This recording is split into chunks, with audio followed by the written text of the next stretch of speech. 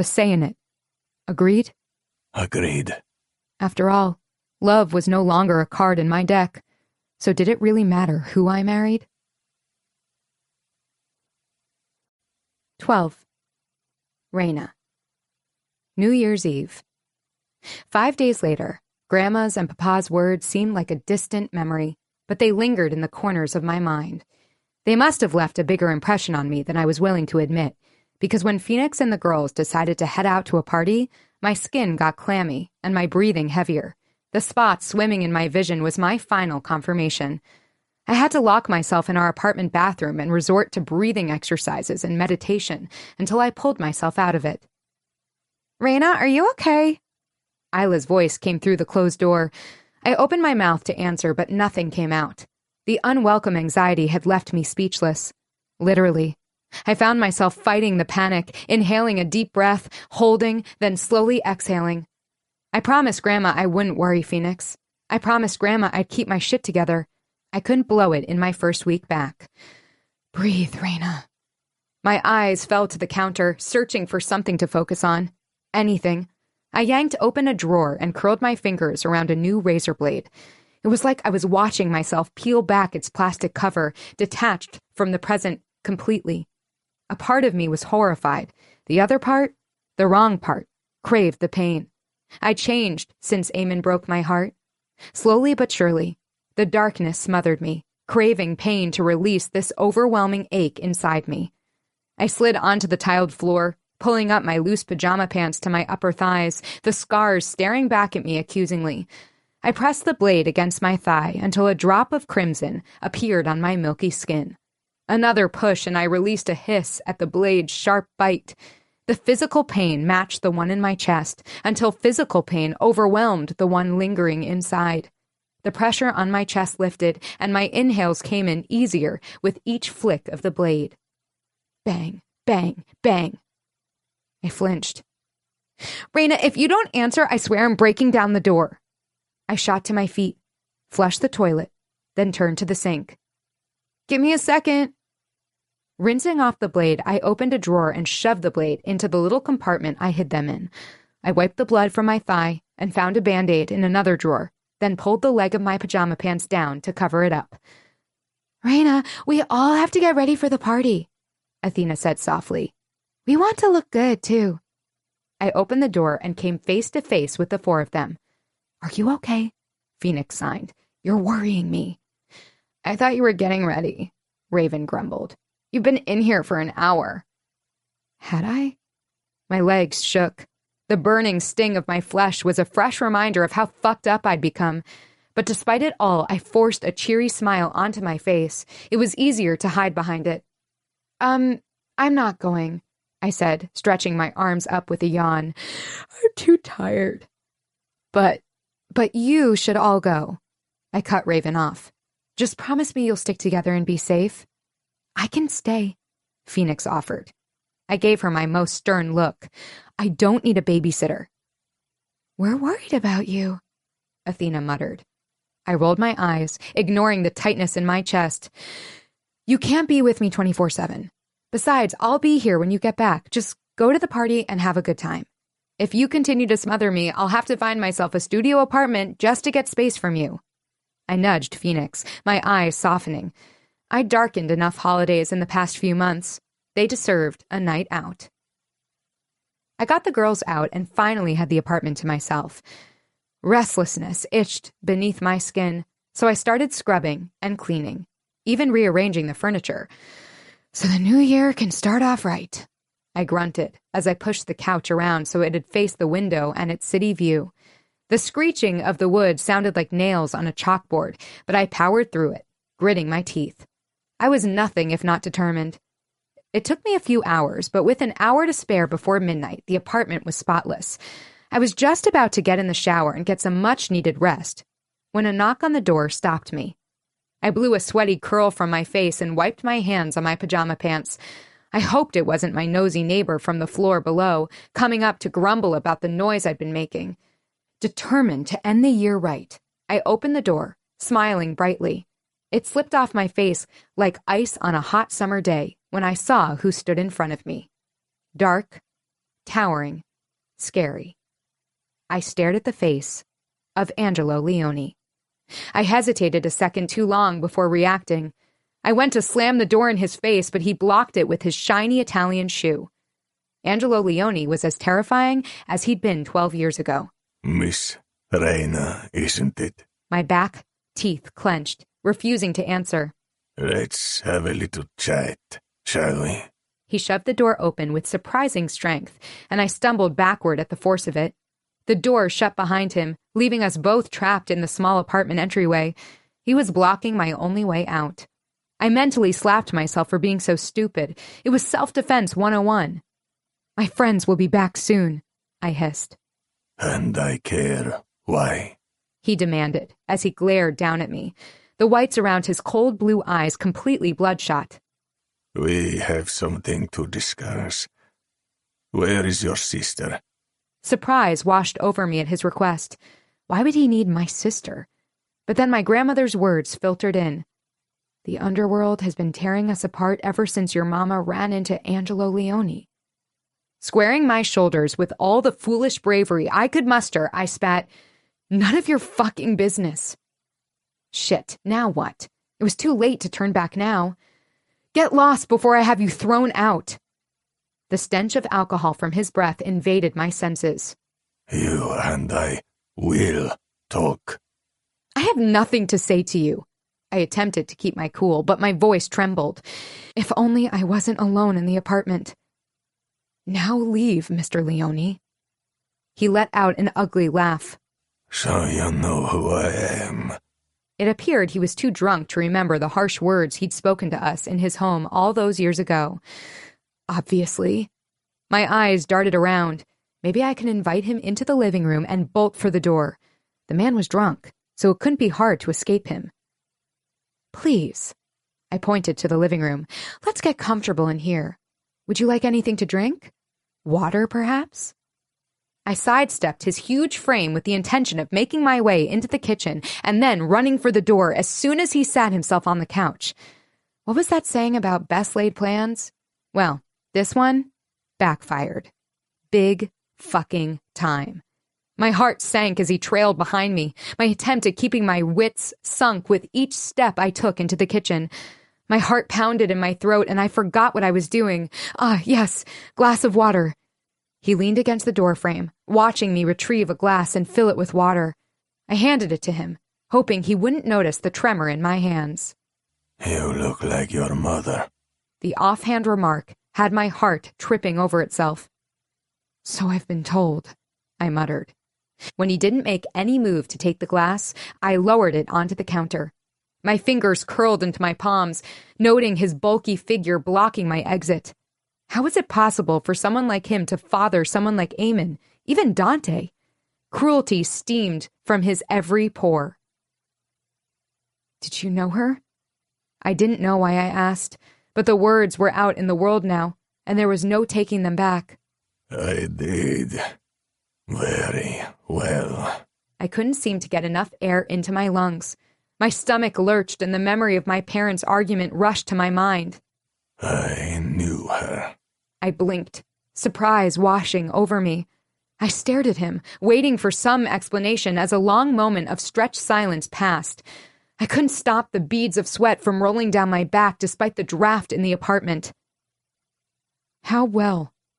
I heard myself ask, although I didn't think I was ready to hear the answer. The memory of our visit flickered in my mind. I remembered my mother's lips thinning in displeasure when this man spoke to her.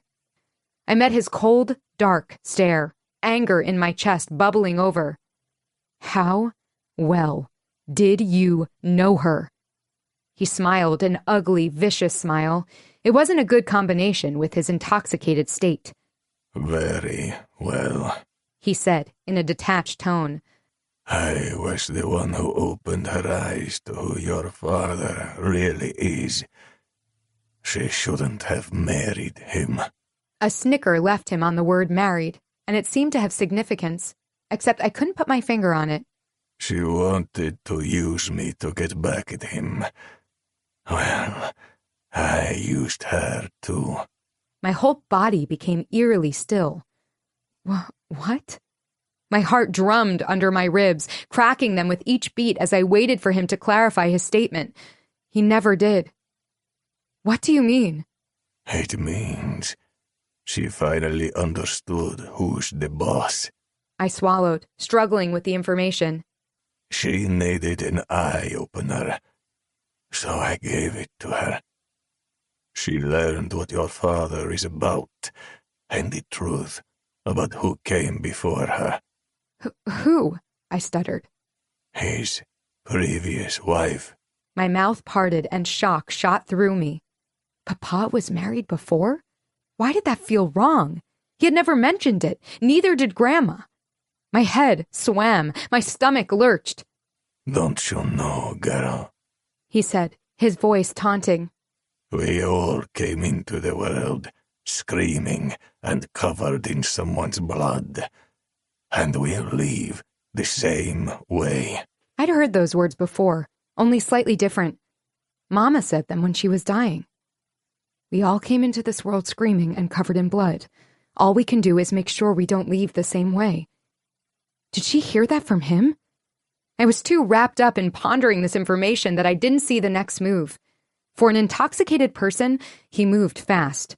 1 minute, he was casually leaning against the doorway, and the next, his body slammed into mine, his sour breath against my bare flesh. My head hit the cold metal of the fridge, sending a bolt of pain through my skull. The air wheezed out of my lungs, and I tasted blood in my mouth. My lungs burned. Fear rattled the cage of my panic, stealing all my oxygen. I thrashed against him with all my strength, but it wasn't enough. He backhanded me so hard that stars swam in my vision. He gripped both of my wrists and lifted them above my head. I refused to stop fighting. Then a vicious slash burned on my arms, the familiar sting of pain as he tried to slit my wrists. It was at that moment, that very moment, I decided I'd never cut myself again. I wanted to live. I was a survivor, and I'd be damned if I went down without a fight. His hand wrapped around my throat, squeezing it with all his strength, and slammed my back against the fridge again with such force that my teeth clattered. Little girl, he growled. You're no match for me. Let go of me, you bastard! I croaked, miserably aware of my body's weakness. My family will destroy you. His grip tightened. I was getting lightheaded, dots dancing before my vision. My heart jackhammered in my chest, fear, thick and sticky, filling my mouth. Which one of you brats is mine? I blinked, the question catching me off guard. I don't know what you're talking about. I wheezed, my voice barely audible as I desperately scratched at his forearms and kicked my legs. You are lying, he hissed, squeezing tightly. It better not be that deaf freak. Adrenaline and fury zipped through me. I clawed at his hold, attempting to knee him in the balls. Don't talk about my sister like that, I croaked, scratching at his hands when he slapped me hard again. My ears rang and my cheek burned. Before I could inhale my next breath, a punch followed. It felt like my head exploded and a single tear rolled down my face. Neither one of us is yours, you sick bastard. He grinned like an evil maniac. The timing points to her, though. It's a good thing nobody knows. Hopelessness rose up in my chest in the face of this monster. Death was coming for me. I could feel the shadows creeping in, its cold fist knocking against the invisible door, but I refused to answer. Instead, I gathered all my remaining strength and rammed my knee between his legs. He bucked, his grip loosening. Letting go of his forearms, I clawed at his stomach, and my fingers wrapped around cold metal. A gun. I didn't think, didn't question my next move. I just reacted. I gripped it and pulled the trigger. At the exact time that fireworks exploded outside our window. Bang! I couldn't distinguish the noise between the fireworks and the gun, but as the sky lit up and hues of blues and reds filtered through to the kitchen, a terrible scream severed the air. I stumbled back and took in the sight before me. Mr. Leone, red eyes popping out of his deathly pale face, mouth gaping open and shut. His grip on my throat eased slowly until his hand fell down the length of his body altogether. With every ounce of strength I had left, I punched him in the stomach, right in the bullet wound. Look, he rasped, stumbling away from me, reaching for something to balance himself. Pots and silverware clattered onto the kitchen floor. He hung onto the counter, trembling, like I'd been mere seconds ago. His face was the picture of disbelief, the blood he was losing evidenced in its pallor. My hand flew to my mouth and I bit into the tender flesh of my palm as I panted, each breath burning my lungs. I took a step back, then another. My heart drummed against my ribs and I watched with horror as he fell sideways onto the floor, blood gushing from his wound. My mouth moved, but I made no sound. It wasn't until my back hit the refrigerator that I could finally breathe. "Did you rape my mother?" My voice was eerily calm, the sound of my breathing mixing with his heavy wheeze. Blood trickled down the corner of his mouth. She came willingly, but then she broke it off. My stomach dropped. But that last time, he left the meaning lingering. I couldn't let her go. She should have been mine. This man was fucking crazy. Mama would never want someone like that. "You're lying," I spat. "She would never come to you willingly. Why would she?" I shouldn't have asked, but not knowing just wasn't my thing.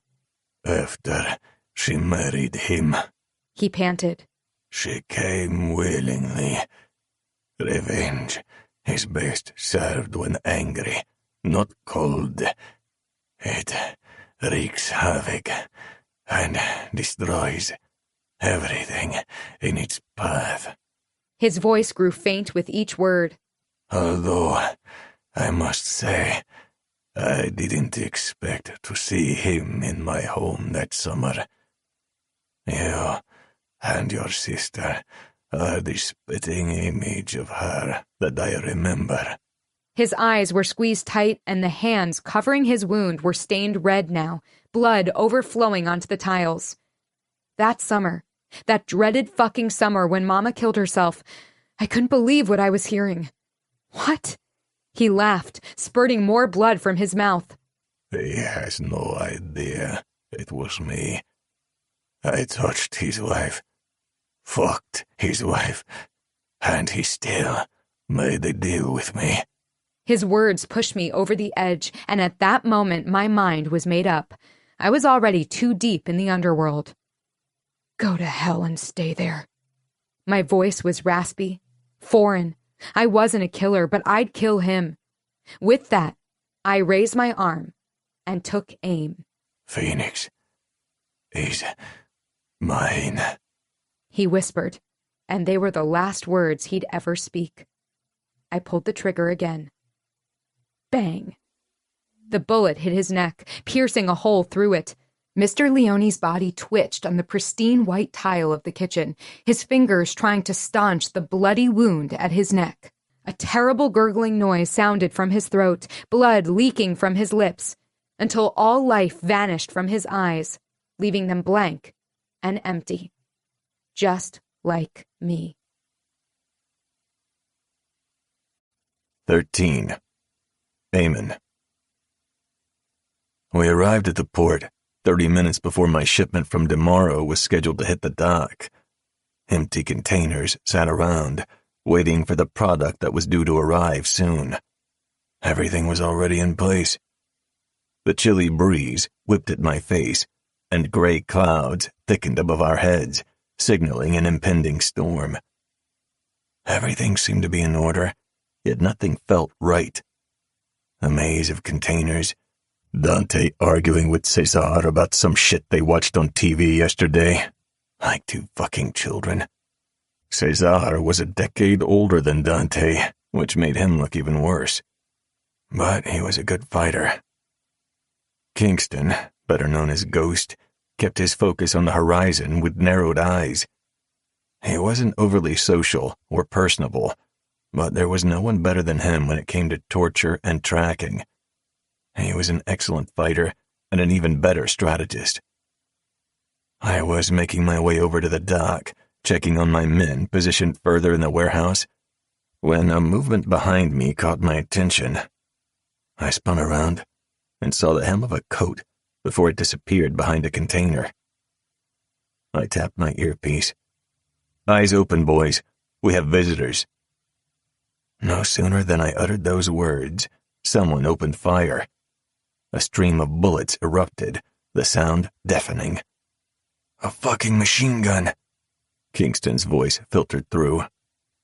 Thankfully, I ducked just in time to avoid a bullet. Behind the container, I let my eyes scan the area to get a read on the situation. 3 men, 10 o'clock, I hissed in my earpiece. 2 at 2 o'clock. 5 at 11, Dante barked. Good. At least we weren't surrounded. Not yet, anyhow. "Don't let them get behind us," I said, as I aimed and eliminated the first man, then shot the next in the head. I could hear voices speaking in Portuguese. Narrowing my eyes, I surveyed the men, and it didn't take long to spot the man in charge. "The ugly one, at 11 o'clock. Keep him alive." "They're all ugly," Dante grumbled. "Can you be more specific?" I gritted my teeth. Dante could be funny as fuck and annoying enough to kill at the same time. "The one with dark hair and a gash on his face," Kingston's eerily calm voice came through. "Is that specific enough?" "Yes." By Dante's snicker, I knew it wasn't the last of his words. "I don't want to accidentally shoot the ugly fuckers on our side." "There's only the 4 of us and 3 other men," I deadpanned. "Exactly." I was certain he insulted us somewhere in that statement. Dante laughed like a maniac. Yes, he was back to his usual self, as he killed everyone in his path, their blood splattering all around him. Running between the containers, the 4 of us closed in on the enemy, taking them down systematically. I missed a few times to ensure the main fucker remained alive. I barely missed being shot myself, but I was trained for this. I had more to lose. The thought of my brother on the other side of a bullet spurred the adrenaline out of me. A car appeared out of nowhere. "Not ours," Kingston said, confirming my suspicion. The vehicle revved, spiraling out of control. I watched the head guy climb to the top of the container and then jump onto the truck. "Fuck this live capture. Kill the bastard." Aiming for him, I took a shot, but only grazed him. Fuck! I shot the tire, causing the car to swerve to the side, but before it could reach me, my dear brother launched a grenade through the air. "Are you fucking nuts?" Kingston barked. One of the rare occasions his voice reflected his emotions. "The entire French police force will feel that fucking grenade." I pulled out my phone and typed a quick message to Luca DeMauro. "Turn the shipment around. Red flag." He'd understand. With efficiency, we moved, eliminating the rest of the men I suspected worked for the Cortez cartel. Red blurred my vision, but I refused to let it hinder me. In the span of 5 minutes, we eliminated every enemy but 2. Dante dragged one by his hair, while I got the leader, if he could be called that. "Maldito bastardo," he spat out. Dante got into his face. "We don't speak, asshole." Kingston shook his head. That was all we fucking did. "Where is your whore?" the fucker spat out, glaring at me. "It takes a whore's son to recognize a whore." Rage zipped through me, but I just smiled. We'll discuss that in a bit. He could call me a whore's son until the cows came home, but it was a death sentence to call her a whore. I was fairly certain that's who he meant. "Let's get these 2 somewhere we can teach them a lesson," I drawled, my smile matching my brother's. Years of training taught me to be calm. It trained me to control my emotions, be self-sufficient, self-reliant, and keep anyone from getting into my head. Except she happened. The only one who'd ever managed to raise the complex feelings that lingered inside me. I was cursed to walk this eternal abyss of a life alone. Mother's secrets, lies, and betrayal buried deep inside me. Everything that happened tainted each word and moment with her, and I didn't think there was a way back from it. Tension descended over me like an iron curtain. I had to move on, but I didn't know how. The fucking Brazilian cartel thought they could attack our warehouse on the outskirts of Paris and steal our product. They must have smoked the product, because they were fucking crazy if they thought we owed them anything. I smoothed my hair and adjusted the buttons on my jacket that had come undone. I watched now as Ghost collected the teeth of each man he killed or injured. At this rate, he could build a house of fucking teeth. With the 2 men we kept alive, we arrived at the warehouse 10 minutes away. It'd buy us enough time to drag some information out of this sidekick and the main guy, whose name was Raul, and would soon be dead. But first, he'd tell me why in the fuck he was on my property. "You're starting a war with the cartel," he said in a heavy accent, then spit at my feet. "I'm not starting anything," I said calmly, apathetically. "You started this clusterfuck. I'm simply finishing it." He was a bulky man with a buzz cut, not overly intelligent, judging by how easily we'd taken his entire crew down. And yet, hope lingered in his eyes. "Now tell me, what does Perez Cortez want with my shit?" "He wants retribution and payment for the product you cost him," Raul said behind clenched teeth. Dante made his way over, dragging a Brazilian by his head, and threw him beside Raul. The rat looked at his leader, his entire body trembling. "Por favor," he muttered. "Por favor." "Tell us what you know, and we'll make it quick." I fetched my knife. "Otherwise, we'll make this a week-long affair." "Shut the fuck up," Raul instructed. I grabbed Raul and positioned him on his knees, facing his subordinate. Then, to drive my point home, I sliced his ear off in one move. "This is just the beginning," I drawled, blood spurting from his wound, staining his clothes and mine. It must have been exactly the incentive his man needed, though. "Hey, big boss, wanted us to get your product and the girl." The coward breathed heavily. I stilled, feeling Dante's gaze on me, but I ignored him. The dark circles surrounding my eyes portrayed how little I'd been sleeping. Every inch of me revolted at the idea of being anywhere in this world where she wasn't, even in my dreams. The thought of closing my eyes and drifting off to sleep terrified the fuck out of me. Neither scenario made me feel better, not dreaming about her or dreaming about her. My brother's eyes were shining like a madman's, ready to play and torture. He wasn't far off the edge, prepared to lose his own shit, although it remained to be seen why. "What girl?" My jaw tightened, the words coiling up alongside my anger. The fucker actually pissed himself. "Shut the fuck up," Raul screamed, panting and jerking against the hold Ghost had on him. "Shut up. I don't know who she is."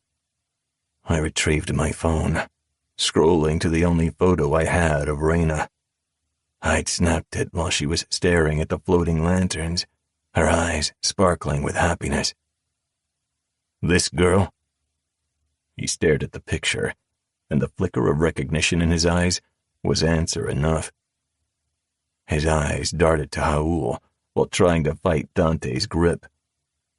I needed him to verbally confirm, even though I already knew the answer. Don't fucking look at him. I clutched his head and made him meet my eyes. I'll ask you one last time. Is that the girl? Yes. I sliced his throat in one swift motion. Blood bathed the floor and my clothing, splattering my freshly polished shoes. Gurgling sounds filled the space, but my rage was louder. Next, I shoved a knife into Raul's chest, right where his black heart resided, and twisted it. I'm going to send you back to Perez and your family, all carved out. I leaned down and stared at his beady black eyes. You messed with the wrong girl. I'm going to wipe out every single one of you and ensure none of you ever roam the world again. The new year would bring bloodshed. Reina Romero brought out the best in me. Now the world would see the worst. 14. Reina. I sat on the kitchen floor with my knees pulled up to my chest and blood pooling all around me for who knew how long. My eyes drifted down my body, gulping when they reached my blood-stained hands. Who would have thought this was how the night would end? Me, drenched in the blood of our parents' sins. I knew I'd be okay physically, but the things I'd heard tonight were inked on my soul. It broke my heart that I couldn't protect Phoenix from this gruesome scene, yet I was at a loss as to what to do. I couldn't exactly send the body down the garbage disposal. Bile rose in my throat, but I shoved it down. I clenched my teeth, my heart beating fast as I stared at the man whose blood was now on my hands. Tonight, I'd killed. The realization hit me full force. Silent tears streamed down my face. Those dead eyes would haunt my nightmares for the foreseeable future. I couldn't look away from his ashen face, though. The blood-stained silver hair, dull blue eyes. Angelo Leone raped my mother. He deserved to be dead. He destroyed our family. What if Papa learned that Mama had an affair with Angelo Leone and then broke it off, resulting in her rape? No. I had to keep this secret to protect Papa and Phoenix. Panic filled my lungs and I fought the urge to crawl into the bathroom. I wanted to turn the shower on and let water fall over me while I inflicted physical pain on myself. Anything was better than this ache inside my chest. God, I was sick and tired of feeling so fucking broken. An invisible hand clawed its fingers around my throat and dug them in, mocking me. The tremor started in my hands and spread until my entire body shook. Pressure built inside me and screamed at me to release it. Just one cut, and it'd be all better. I squeezed my eyes tight, but the voice became louder, lashing at my skull, hurting me with bruises that would never heal. Forcing my eyes open and ignoring the burning, I focused on the dead body. Dead eyes. I released a shuddering breath and forced myself to replace it, filling my lungs. I watched the whole encounter play on repeat in my mind, over and over and fucking over again. I guess I'm a killer now. The realization shook me, but I couldn't find an ounce of regret inside. He'd hurt my mother, and I wouldn't let him get his hands on Phoenix. The gun still sat heavy and cold in my hand. Death was too easy. A simple pull of the trigger and then it was over. Something awoke inside me. Dark, consuming, vengeful. I let it fester as the world moved in slow motion. I remembered my childhood, my mother, her smiling face. Had she been happy? It was a question I needed the answer to now more than ever. Maybe our family's happiness had all been smoke and mirrors. A part of me refused to admit the truth, even to myself. Otherwise, why would my mama ever have an affair with Angelo Leone of her own free will? I didn't know. All I was certain of was that Phoenix could never know. I'd make certain of it.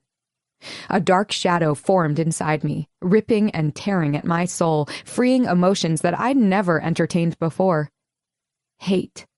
Blinding and consuming. It tasted like acid and blood. These feelings terrified me. Even as fear gripped my throat, I knew I'd do it all over again if I had to.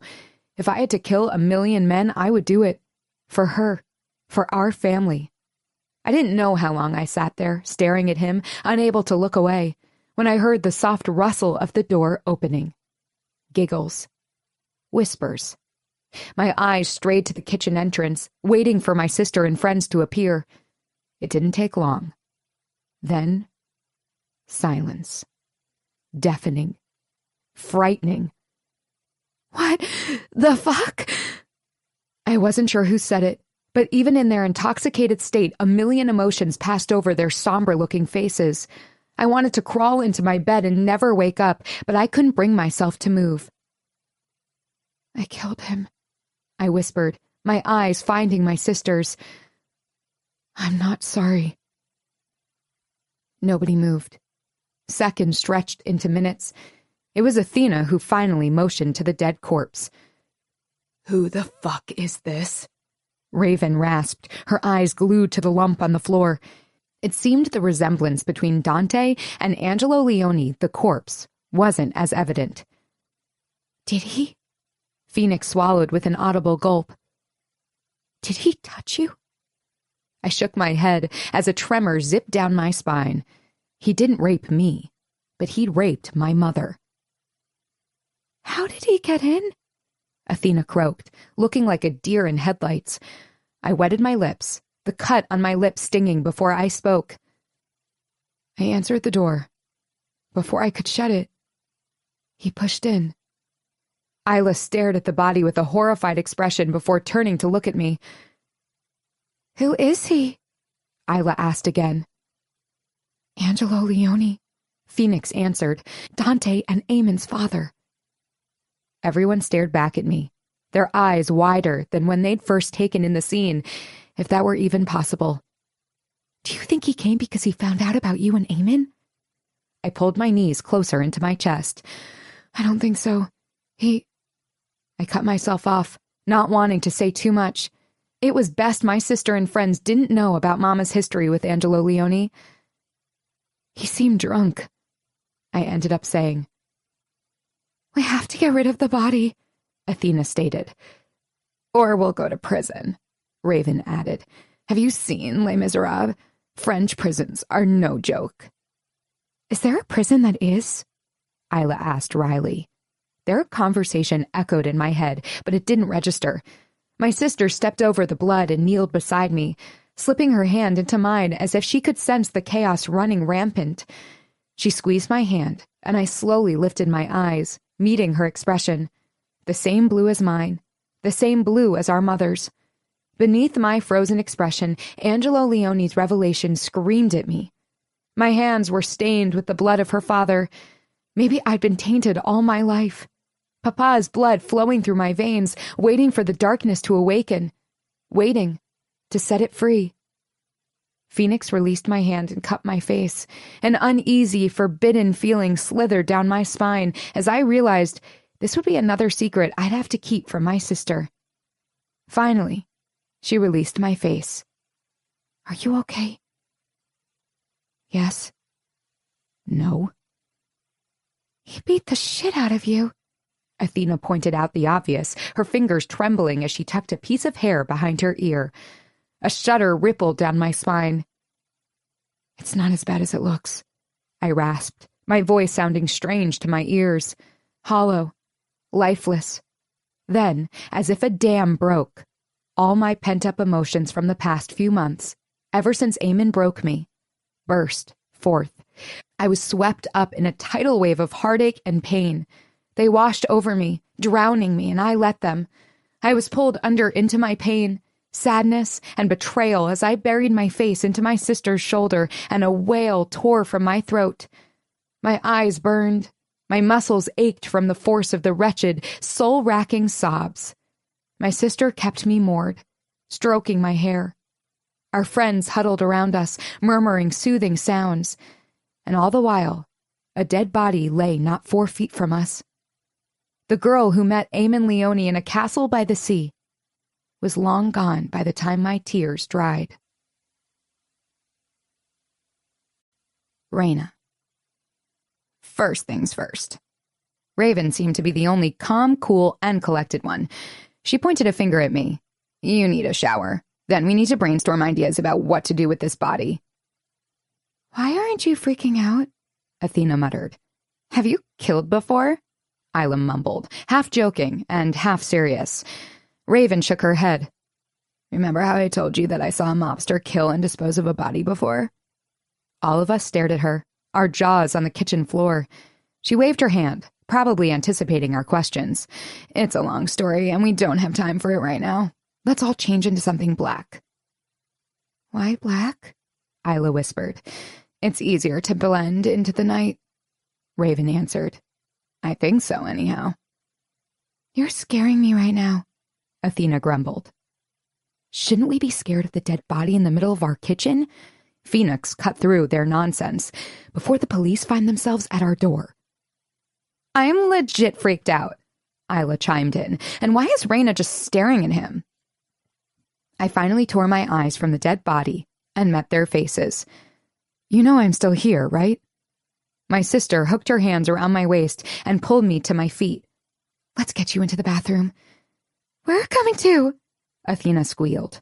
I can't stomach a dead body. Meh, I don't mind it now that I'm older, Raven announced, and all of us shot her a dumbfounded look.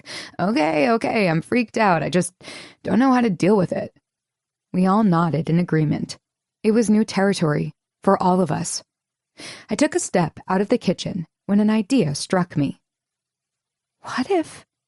I cleared my throat as the gruesome images made bile rise in my throat. Maybe we should dismember him, I suggested softly. 4 sets of eyes watched me, unblinking. It'll be easier to move him. Heavy silence fell over the room. A kitchen that looked like a battlefield, a blood-smeared floor, a dead body, and it was my suggestion that shocked them the most.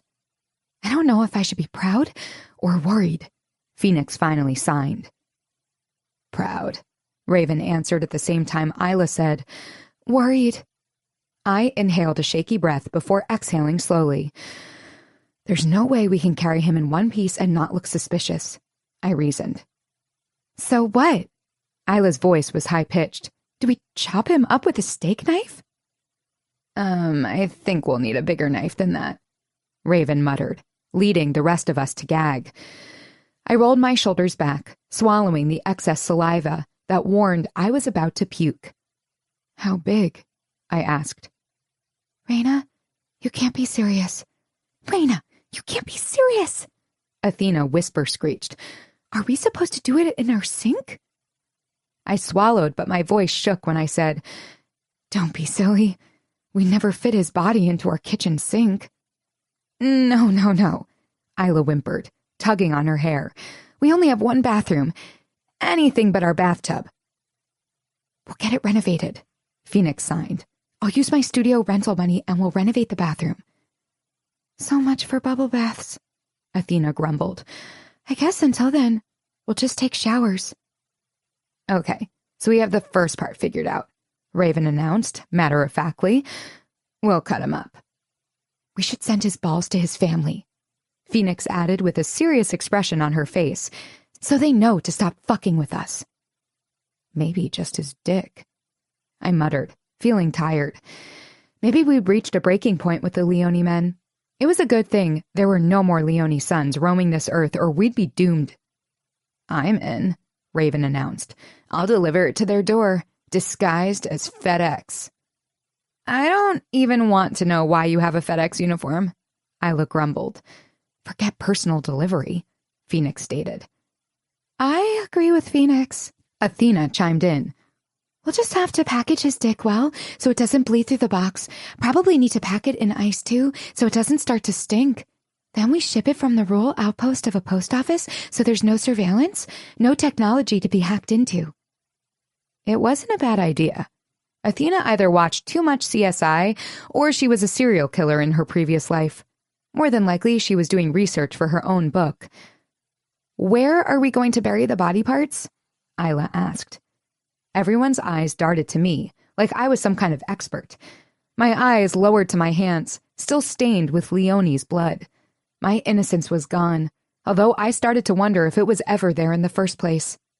My pulse quickened, and I squeezed my eyes shut, taking deep breaths. In and out.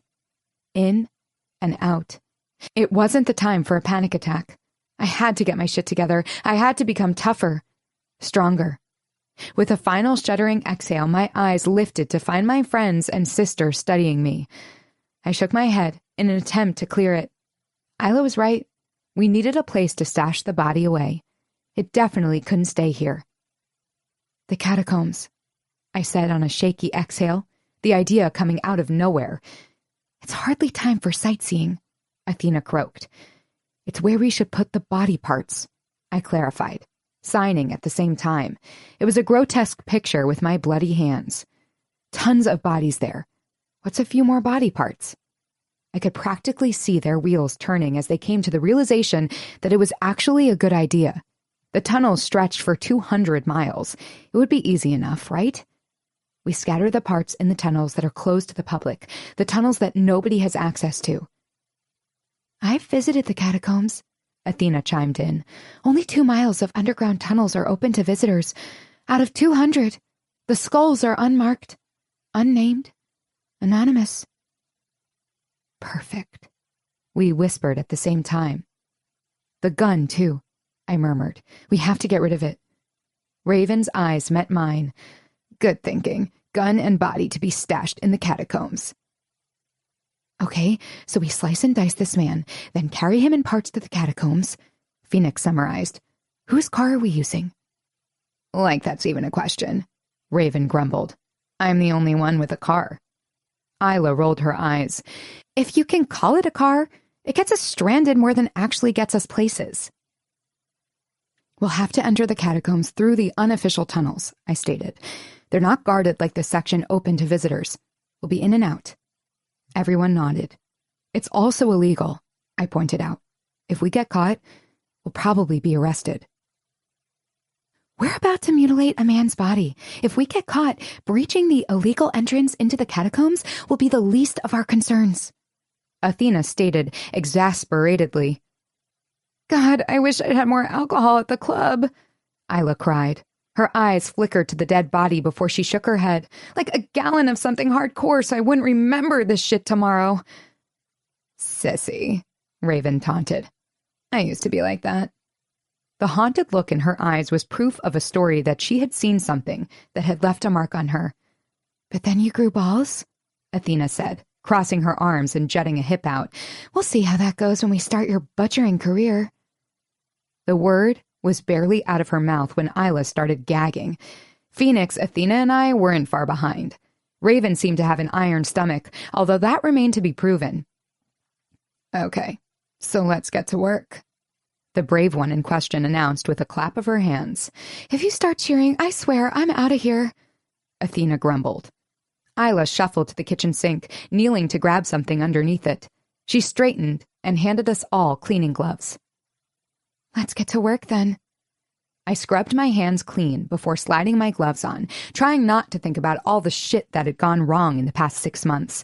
Mere hours ago, I put rubber gloves on for a different reason, ready to bring in the new year with a clean slate. And here I was now, ready to chop up a body. With my gloves on and looking suspiciously like the female lead in The Cleaning Lady, I shifted on my feet, unsure where to start. "Did you know that the bladder and bowel of a person will empty after death?" Athena's comment startled me, and my eyes traveled to her. "You're full of useless and disgusting information," Raven noted, shaking her head. "Why would you say that?" Athena shrugged. "So you know what to expect when his bowels dump out." I stared at her, disbelief constricting my throat and my mind. My heart twisted with the realization that there was no coming back from this. This whole growing up business was overrated. The criminal career, even more so. Letting out a heavy sigh, I pondered how we should handle this body. None of us were medical students. Even passing science was a stretch for us. Maybe cutting off his limbs first was a way to go. So, what do we cut first? Isla must have read my mind. Do we go all saw on him? Athena questioned. The 5 of us stood around the body, looking like we were about to perform a surgery. Let's get him into the bathtub first, I suggested. We shuddered, but with clenched jaws and a steel spine, each one of us grabbed a part of him, grunting at his weight. Once, in the bathroom, we dropped his body into the porcelain tub. Thank fuck it's deep, Raven grumbled. He shouldn't have more blood than the depth of this tub. I shot her a look. I didn't even want to know why she knew that. You're sick, Isla hissed. I never noticed it before, but something is seriously wrong with you. Raven just flashed her a grin. Thanks. I don't think she meant it as a compliment, Athena pointed out. Stop playing, Phoenix scolded them. Let's chop him up. Her knife slid down Leone's dead body until she reached the spot between his legs. All of us gasped as she tore the material of his pants, exposing the limp flesh. Then, without warning, Phoenix sliced his dick off. What the? Isla ran and fell to her knees in front of the toilet. Athena turned to the sink. The sounds of gagging and retching swirled around me, and the bile in my throat rose and rose until I couldn't hold it in anymore. I turned toward the stand-up shower and threw up what little I had in my stomach. This would be a long night. It took us 2 hours to cut up Angelo Leone into manageable pieces we could stuff into trash bags and carry out of the apartment, and another 2 to make our way deep into the catacombs, where we disposed of the pieces and the gun. It was past 5 in the morning when Raven parked her beat-up VW Beetle in front of our apartment. Thankfully, the sunrise wouldn't happen for another few hours, and Parisians were safely asleep in their homes. The crisp, cool air smelled earthy as we exited Raven's car and made our way to the building. Flurries started to fall, sticking to the pavement and my hair. It felt like a cleansing, maybe a new beginning, or an ending. I didn't know. We entered our apartment exhausted, the lack of sleep slowly creeping up on us, but the evidence of my crime awaited. Go to sleep, I told them all. I'll clean up. They ignored me, rolled up their sleeves, and started cleaning. The clothes Angelo Leone wore were burned into the wooden stove that was lit up for the first time since we moved into this apartment.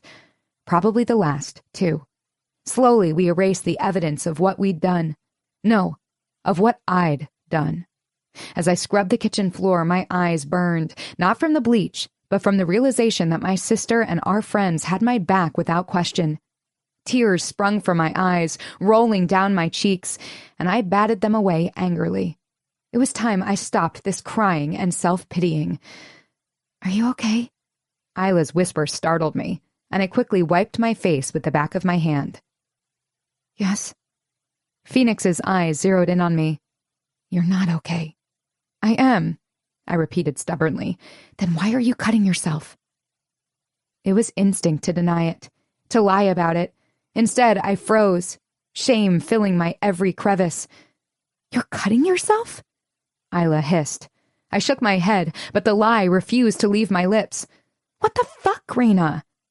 Promise me you'll stop, Phoenix demanded. She must have seen the question in my eyes because I'd been so careful to hide it. I saw your legs when you were changing. I swallowed, realizing that secrets and roommates just didn't go together. I promise, I murmured. It might help to talk about it, Raven suggested, suddenly appearing in the kitchen along with Athena. Yes, we heard. I reached for my necklace, twisting it and hoping for comfort that never came. All I could think about were Angelo Leone's words about Mama, about Phoenix. I took a deep breath in and then exhaled. I'm sorry. I'll get it under control. Please talk to me, Phoenix begged. Ever since, she faltered, reluctant to mention him. It's not good for you to keep it all in. It's going to be okay, I vowed. Everything will be better. The stress and anguish from the last 6 months had caught up to me, as I knew it would. I had to get back to my old self. Yoga, therapy, physical exercise. fashion. I know the year didn't end well, but it has to get better. What time did you... Phoenix cut her off. We shouldn't talk about it. When did it all go down? Isla paraphrased. I gave her a confused look, not understanding the point of her question. Before or after midnight? Athena added softly, as if the question made perfect sense. I pulled the trigger just as the fireworks went off. My voice was rough, but it didn't tremble. Neither did my hands when I reached for my pendant, seeking the comfort it usually provided. Good, Isla muttered under her breath. That's very good. All the bad stuff happened last year. We start the new year fresh. A round of murmurs followed, all the girls nodding along in agreement. Did the logic make sense? No. Was I going to point it out? Fuck no. It was obvious my sister and friends needed it to get by, so I'd keep my mouth shut and be thankful they didn't turn me in to the police. What time did you get home last night? Honestly, I didn't know how long I sat here like a zombie, but it had felt like a while before they found me in the kitchen. 1. She shot a glance at the clock. It's 6 now. The dead body was securely stashed in the Paris catacombs, where no tourists visited, that only the 5 of us knew the location of. After we cleaned up the mess in the kitchen, I waited for my turn to shower, leaning against the wall. If by some long shot the police come to our door, Raven started, we should claim we never saw him. We were out. We celebrated New Year's, got home, and then decided to go back out for some food. We roamed the street looking for an open restaurant. We couldn't find one, so we came back. Simple. She had a point, and we'd need to tighten this alibi slightly. But it was a start. The sun was long up when I slid between the sheets of my bed. Phoenix curled in beside me, sniffling silently as she drifted off to sleep. I stayed awake and thought about everything I had brought onto our doorstep and how it had all gone wrong. 16. Eamon. Flurries tumbled from the gray Paris sky. It had been a week since Father disappeared. This morning, we got a delivery. A dismembered dick, matching Father's DNA. It was safe to say he was dead. No clues on who did it, though. Mother didn't seem overly heartbroken, which was understandable, all things considered. Dante was uncharacteristically quiet and pensive. Hiroshi was unbothered. And well, I didn't give 2 shits about Angelo Leone's death, father or not. He was a cruel motherfucker who enjoyed exercising his power over anyone weaker than himself. It's nice you suggested dinner out, Eamon, my mother said, her voice tentative. We hadn't exactly seen eye to eye since the big revelation. When I said nothing, she continued. It's too bad Hiroshi couldn't join us. I didn't comment. The moment we entered the restaurant, I regretted coming. Golden curls, happy smiles, and blue eyes full of hearts flashed in my mind. In every corner of this restaurant, I saw flashes of sunlight and heard her laughter. It was tearing my fucking soul into tiny sharp needles that jabbed at my heart. The restaurant was almost empty, the cold weather keeping everyone in their warm homes. Holidays and the weather rarely held Oba back, and she usually opened come rain or shine. She said it kept her busy and got people out and about. She wasn't wrong about that. I hadn't left my apartment in days, yet here I was. The 3 of us sat around our usual corner table, and I wondered who would be the first to break the silence. There had been tension brewing between my mother and me since she dropped the life-altering news. She claimed I was being unreasonable. I claimed she should have found an earlier point in my life to break this fucked-up connection to me. I know it's not the best timing, she started. But we still need to get our hands on Romero's document. I stiffened. I had all but given up looking for it. It seemed fucking pointless. Short of breaking into Romero's mother-in-law's homes, which we won't do, you might as well kiss that fucking document goodbye. My tone was clipped and cold. Dante's eyebrows shot up. I'm up for breaking and entering. I narrowed my eyes on him. We have bigger shit to worry about. Like what? My mother cut in. What's more important than your birthright? Besides, it will be good for the Omerta if you take over the Yakuza, Dante pointed out. He now had a seat at the table, and it made the way he was pointing out the obvious even more maddening. A sardonic breath left me. It didn't fucking matter whether I was Leone's or Romero's son. I was still a fucking outsider. That seat at the Omerta table wasn't mine. I was the illegitimate son. I gritted my teeth, reining in my temper. I'll take over the Yakuza my way. I don't need that document. Discussion over. Fucking sensitive much? Dante muttered under his breath. But at least he dropped the subject. Or maybe it was because Oba made her way to our table, her wrinkled face a testament to years of experience and hard work. Sometimes you could just look at someone and know they'd lived a full life. My favorite customers. She beamed at us, her hands folded over the front of her kimono. Amen and Hana, so nice to see you. I didn't know you'd be back in Paris so soon. She never left, Dante grumbled. Did you decide to stay for Paris Fashion Week? Mama offered a weak smile. It was hardly appropriate to say she remained because Dante's father, decided not to return home on New Year's Eve, and his death would remain out of the press. It wasn't exactly unusual. He had mistresses all over the fucking continent, so none of us had thought twice about it. Although it worried me that Dante hadn't reacted at all since that sliced dick showed up. My mother muttered something vague in response, but luckily, Oba didn't seem to notice. Her attention pulled elsewhere. She looked in the direction of the entryway door and waved. Hello, Reina. So nice to see you. My heart stopped. It fucking came to a screeching halt.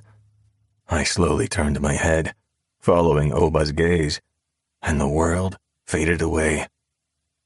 Reina returned the greeting, her back to all of us as she dusted flurries from her coat. Hello, Oba. Fuck. Her voice was as soft as I remembered it. The petite figure wrapped in a flowy pink coat, her white wool skirt barely reached her knees, her legs hidden under pink tights and white boots. And her hair. Fuck. What had she done to her hair? Her golden curls barely reached her slim shoulders. She turned in our direction, and her smile froze on her face. A round of gasps erupted, and through the red haze that filled my brain, it took me a while to realize it was my mother's and Oba's. Reina's face was black and blue, the bruises stark against her pale skin, and her neck. Before I knew what I was doing, I was on my feet and prowling through the restaurant, my chair falling to the floor with a thud, the sound of silverware clinking against the ground. None of it mattered. Someone hurt her. Someone put their fucking hands on her. I'm going to murder whoever did this with my bare hands. The buzzing in my ears refused to ease. My anger coated her in red, taking over her pink colors. Reina didn't move, her eyes tracking my every step until I towered over her. She still smelled like cinnamon, still as beautiful as ever. But there were no hearts in her eyes, at least none for me. My eyes fell to her slim neck, fingerprints on it clear as fucking day. Someone had choked the living daylights out of her. Who hurt you? I growled, my limbs shaking with anger. Who fucking touched you? Something flickered in her eyes. Was it fear? It couldn't be. She knew I'd never hurt her. Except you did, my mind whispered. There was a sharp blade now where my heart used to be. I'm going to ask you again, Raina. I could barely keep the leash on my fury. I had to take a breath before I gritted through my clenched teeth. Who hurt you? Fire flared in her eyes, and she straightened her shoulders, jutting her chin up. Fuck off, Eamon. You don't have the right to ask me any questions. Her response had me taken aback. I took a step closer. She took one back. Raina. Knock it off, she hissed, the shine in her eyes muted. I did that. That knowledge hurt more than anything else. God damn it. All this was so fucked up. I'd burn the entire fucking world to ask for her smiles. It was so fucking wrong. But I didn't know how to fix it. Fix me. Fine, have it your way, I gritted. But I will find out who did this, and then... I didn't have to finish the sentence. She knew exactly what I meant. Choosing to ignore my words, she sidestepped me and headed toward Oba while I stood still, my fists clenching and unclenching. I was itching to let this rage loose, but it was neither the time nor the place. Hello, Oba. Do you have our order? Raina's soft voice filled the restaurant, the sound acting like my own personal homing beacon. I listened to their exchange, every fiber of me on high alert. What happened, Hina? Oba asked, her voice trembling. I wasn't surprised Oba found a Japanese nickname for her. Sun. It suited her, with that hair that shone like gold. Just an accident? Raina kept her voice light, but there was an undertone of something there that I couldn't exactly pinpoint. It's much better now. Oba shook her head, clearly not believing her. I didn't even know she was back in Paris. Darius hadn't alerted me to it. A week ago, on New Year's Eve, I saw her sister and friends partying, but Raina was nowhere in sight. I'd assumed she was still with her grandmother. Could it be that the Brazilians had gotten to her? If they did that to her, I'd tear Perez Cortez limb from fucking limb. Oba bagged her order and handed it over. Do you want me to have someone carry it out for you? Raina's short curls bounced as she shook her head. No, my friend is right out there. We'll drive back. Okay, Hina. Oba's hand still lingered over Raina's. Please be careful. I don't want to...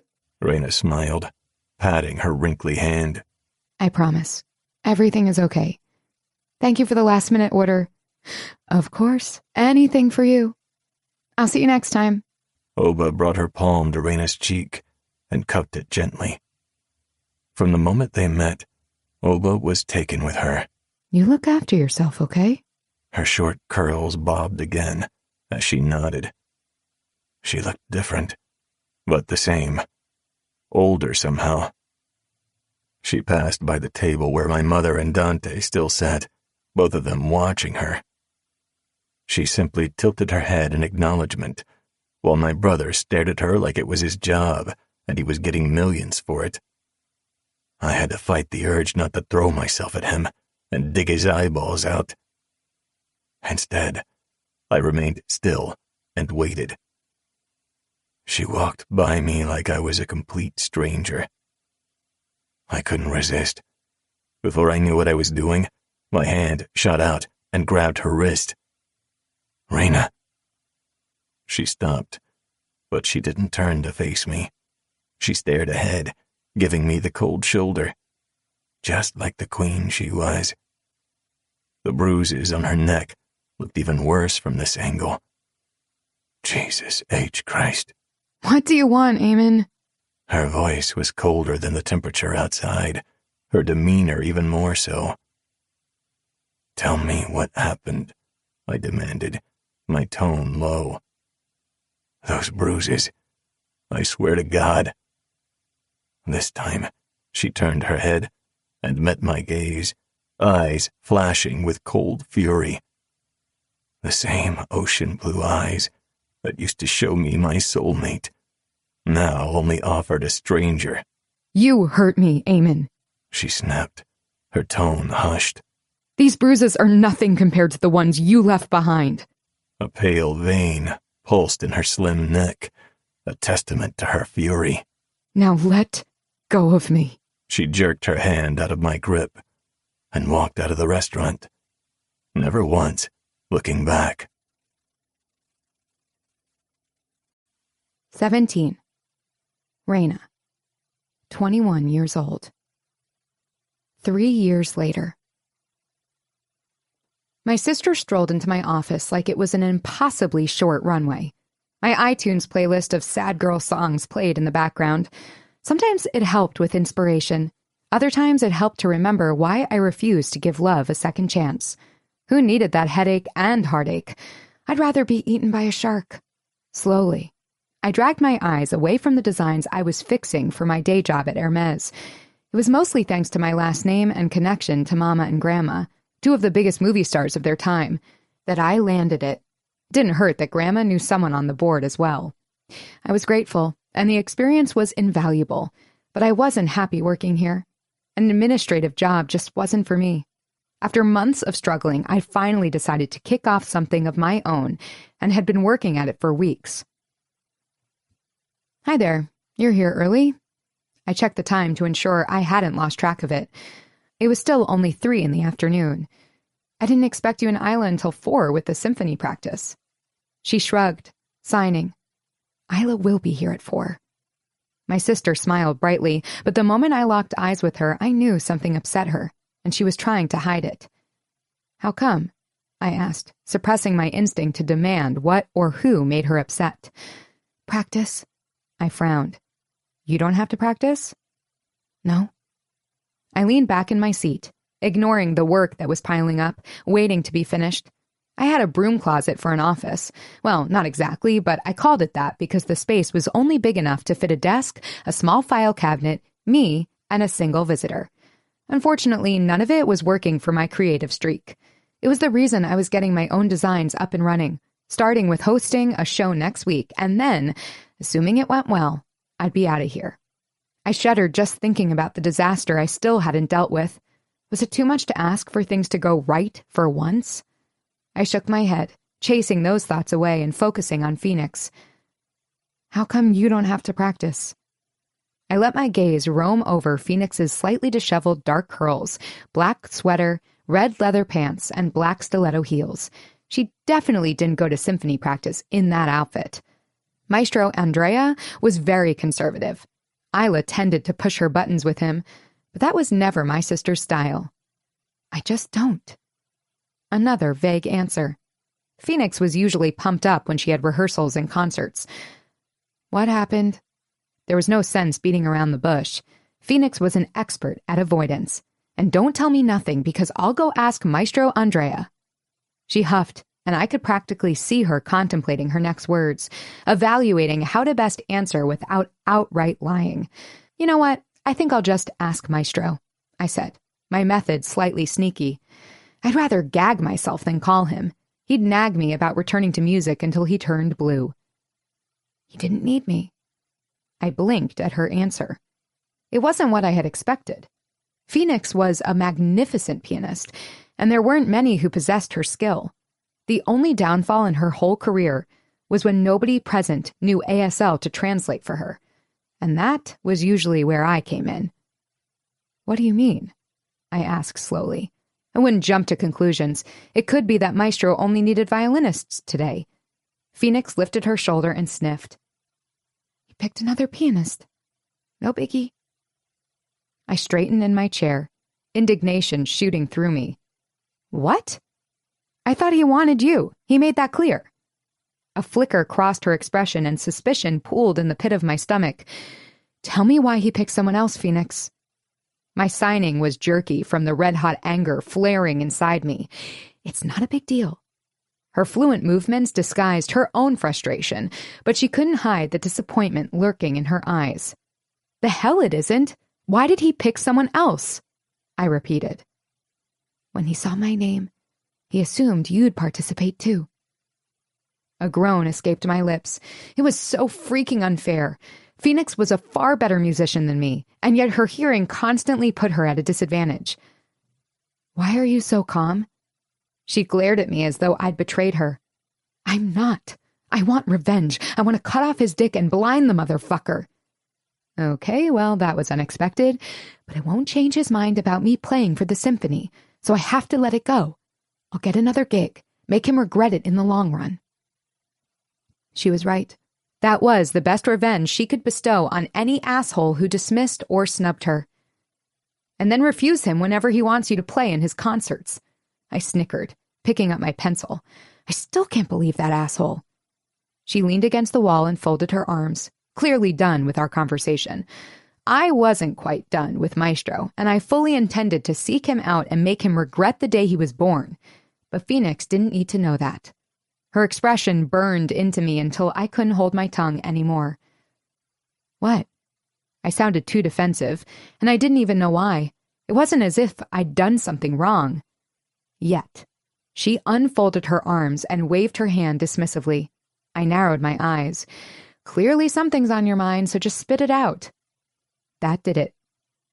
You don't look dressed for going out, she pointed out, her arm making a gesture at me that made it clear my wardrobe of yoga pants and a crew neck top was inadequate for her standards. Not for work, for that matter. I rolled my eyes. First, I'm shoved in here where nobody sees me but the guy who keeps giving me this boring crap. I gestured at the piles of documents on my already messy desk. There were days where I pored over so much paperwork, I contemplated stabbing myself in the eye. It's Friday, a dress-down day. Her eyebrows rose as if to say, so what? But she remained quiet. Most of the company is off today anyway, some retreat or some shit. And you didn't go? It was optional. If it was a required event, I would have really stabbed myself in the eyes. A soft hum vibrated in her chest, calling me out on my bullshit. You can't keep hiding from the world. I scoffed loudly, rolling my eyes and readying myself to protest. She must have been reading my thoughts. And if you tell me you're coming to terms with everything, I'm going to drag you out of this building by your hair. I sighed. I'm not hiding, I retorted wryly. I just like this better than constantly going out and partying. Like what? She challenged. Listening to sad songs, learning to fight, and hanging out with some ex-special ops dude? She was referring to Darius and our ongoing meetups in the local martial arts center. We'd become good friends over the last 3 years. I shrugged. I like it. Her eyes narrowed to slits. Do you like him? I stared at her for a moment before I burst into a fit of giggles. Sure, Darius was hot, but he wasn't remotely my type. With his shoulder-length blonde hair and bulging muscles, I often wondered if he wasn't more vain than all my friends combined. I like him as a friend, I answered. Nothing more, nothing less. She must have seen the truth in my eyes because she let it go. Come out with us. I shook my head. I can't. My venue for the show got canceled. I have to go scout some location options, or I'll have to cancel my fashion show. It was the perfect excuse and the truth. Of course, I forgot to mention that I'd be paying Maestro a visit now, too. We can go with you, she offered. Isla sauntered in just as Phoenix started signing her answer, her wild red hair pulled up into a slick bun. Where exactly are we going with Reina? Nowhere, I answered quickly.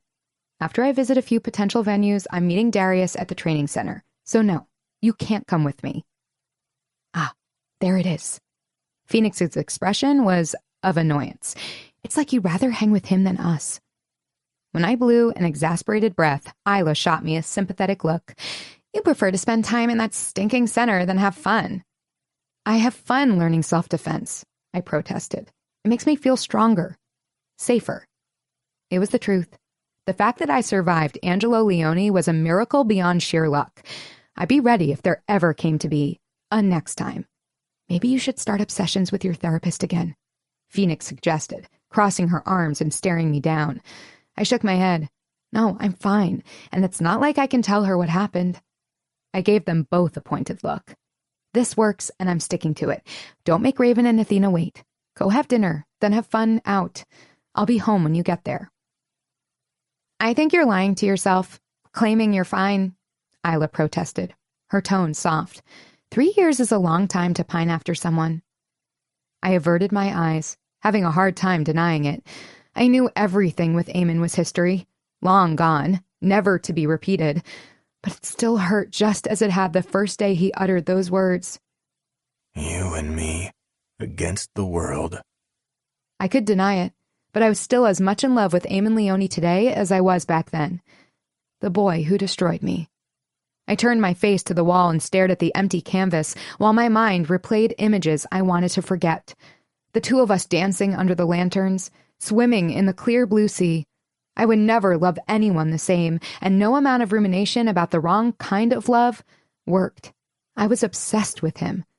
I returned my gaze to the two sets of eyes that watched me warily, and I inhaled shakily. I'm working on it.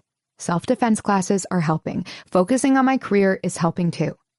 The girls didn't seem happy with my decision, but they accepted it. 20 minutes later, we exited the Hermes building. Isla and Phoenix went right, and I went left. Much later in my life, I'd realize it was that day that steered me back into the underworld. 18. Eamon, 26 years old. Trieste, Italy. I watched the city buzz with life as the sea washed against the shoreline. It was picturesque and soothing to everyone but me. This was never my home, despite the fact that I was born here. My muscles burned, and sweat dripped down my forehead, blurring my vision as I continued slamming my fist into the mannequin's face. I unleashed my anger, taking my training to the extreme. It had become my only sanctuary. The smell of sweat perfumed the air as my mind whirled in 100 different directions. I wondered where she was at this minute, what she was doing, whether she was happy, content. The temptation to look her up was so fucking great that after an hour of pummeling the mannequin, I finally caved. I toweled the perspiration off my face and made my way to my laptop, flipping it open. Throwing the towel into the laundry basket, I grabbed a water bottle and began typing into my surveillance program. I pressed several buttons until I located her. Yoga class. She still attended regularly. Did she still get panic attacks? She'd also started taking self-defense classes with Darius. I should have demanded Kyan watch over her. He was 3 times her age. Not that blonde, pretty boy with long hair who took a shine to my... Fuck. She was my nothing. Motherfucker. It took me a couple of minutes to ease the fire mounting in my chest. It was pointless. I could never manage to extinguish this possessiveness when it came to Reina Romero. I debated hunting down Darius and snapping his neck. It would be one way to end their weekly rendezvous. I should fucking call Kyan and demand Darius be fired. It wouldn't work, but fuck, it would give me a good excuse to go after their company. Darius even refused to collect a fee. I kept sending it, but he returned it each time without fail. We'd been playing this game for the past 3 years now. Ironic, really. When my brother was kidnapped by father's rival, he'd refused to pay the fee. My mind drifted back to that dark time. I should have been with Dante the day he'd been kidnapped. Instead, I was busy averting my cousin's fucking disaster of a shipment that almost drowned 50 women he was trying to smuggle into Japan for his prostitution ring. My gut twisted every time I remembered the footage of his kidnapping. Dante was ambushed on his way out of this very nightclub in Trieste. He'd fought like hell, but ended up overpowered by a dozen men dressed in combat clothes and black balaclavas. I watched as he was whacked on the side of his head. He attempted to fight, but his strength failed him, as did his blood-soaked face. They dragged him away and shoved him into a black van. He was gone for 2 weeks. I went to pay the ransom myself, because our father refused, in exchange for my brother's life.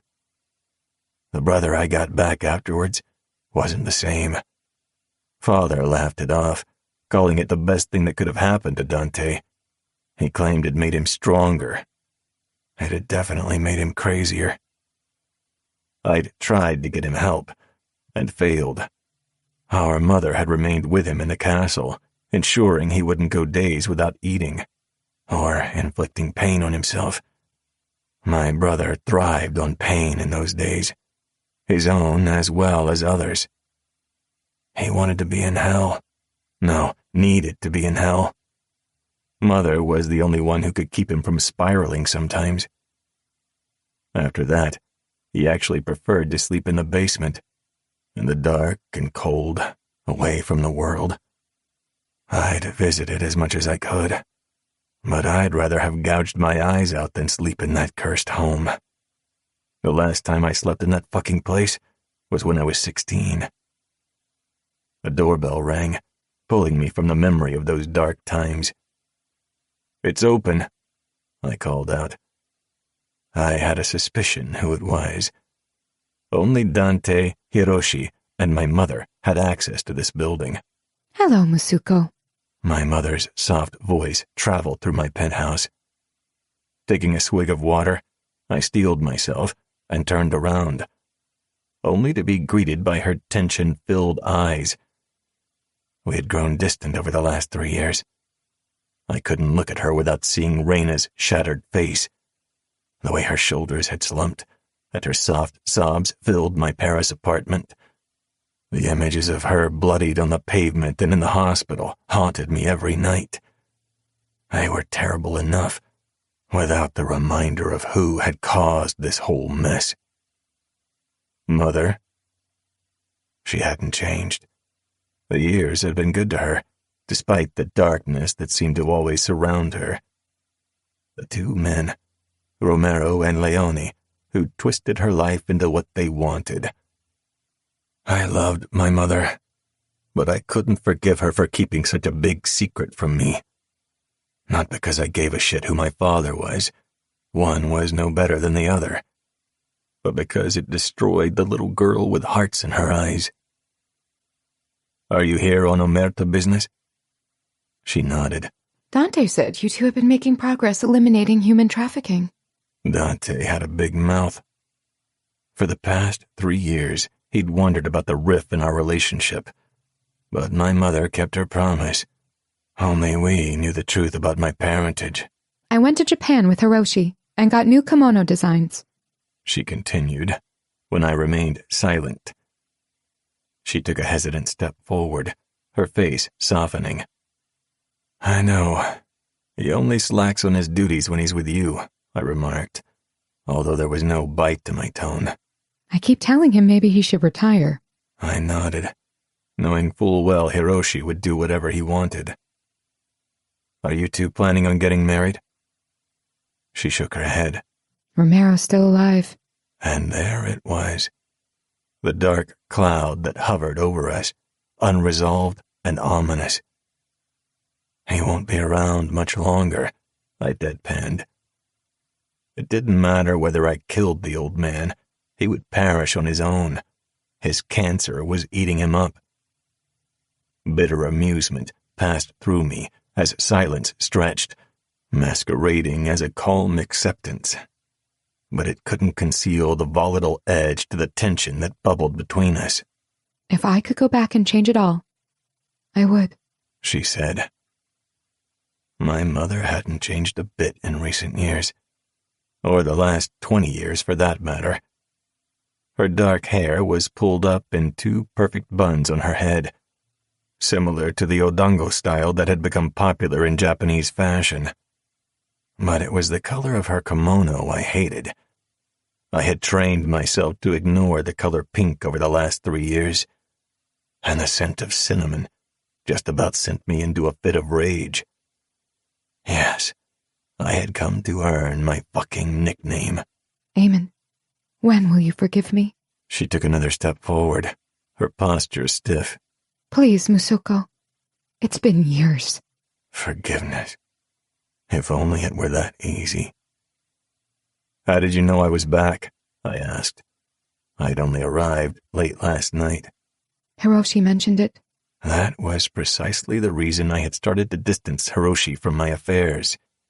His loyalty to me was superseded by his loyalty to my mother. I was happy for her, but it didn't mean I had to be happy about the man's constant monitoring of my comings and goings. All the fucking years of suffering and beatings. She could have stopped it by walking away. Angelo Leone wasn't even my real father, and she let him treat us like shit. Is there a reason for your visit? I asked finally. She heaved a sigh. I don't like this, she murmured softly. I want to fix it. Can you turn back time? I spat out bitterly. No, but... Then you can't fix this. Silence stretched, casting shadows and ghosts throughout. It fucking reeked of bitterness, and I didn't know how to move past it. I'd fucked my half-sister, and what was worse, I fucking loved her. The woman who could have stopped it all had held on to her secrets until it was too late. You never said she was important to you, she said quietly. I turned around to stare out the window, while silently cursing Marchetti and my brother for asking me to come back to Europe. Rage clouded my vision and painted the world in crimson like a monster ready to attack, out for blood and murder. And you failed to mention, for 23 years might I add, that Tommaso Romero is my biological father, I said, glancing at her over my shoulder. My words were calm, flat, hiding the razored tension flowing through me. How many times can I say it? She pleaded.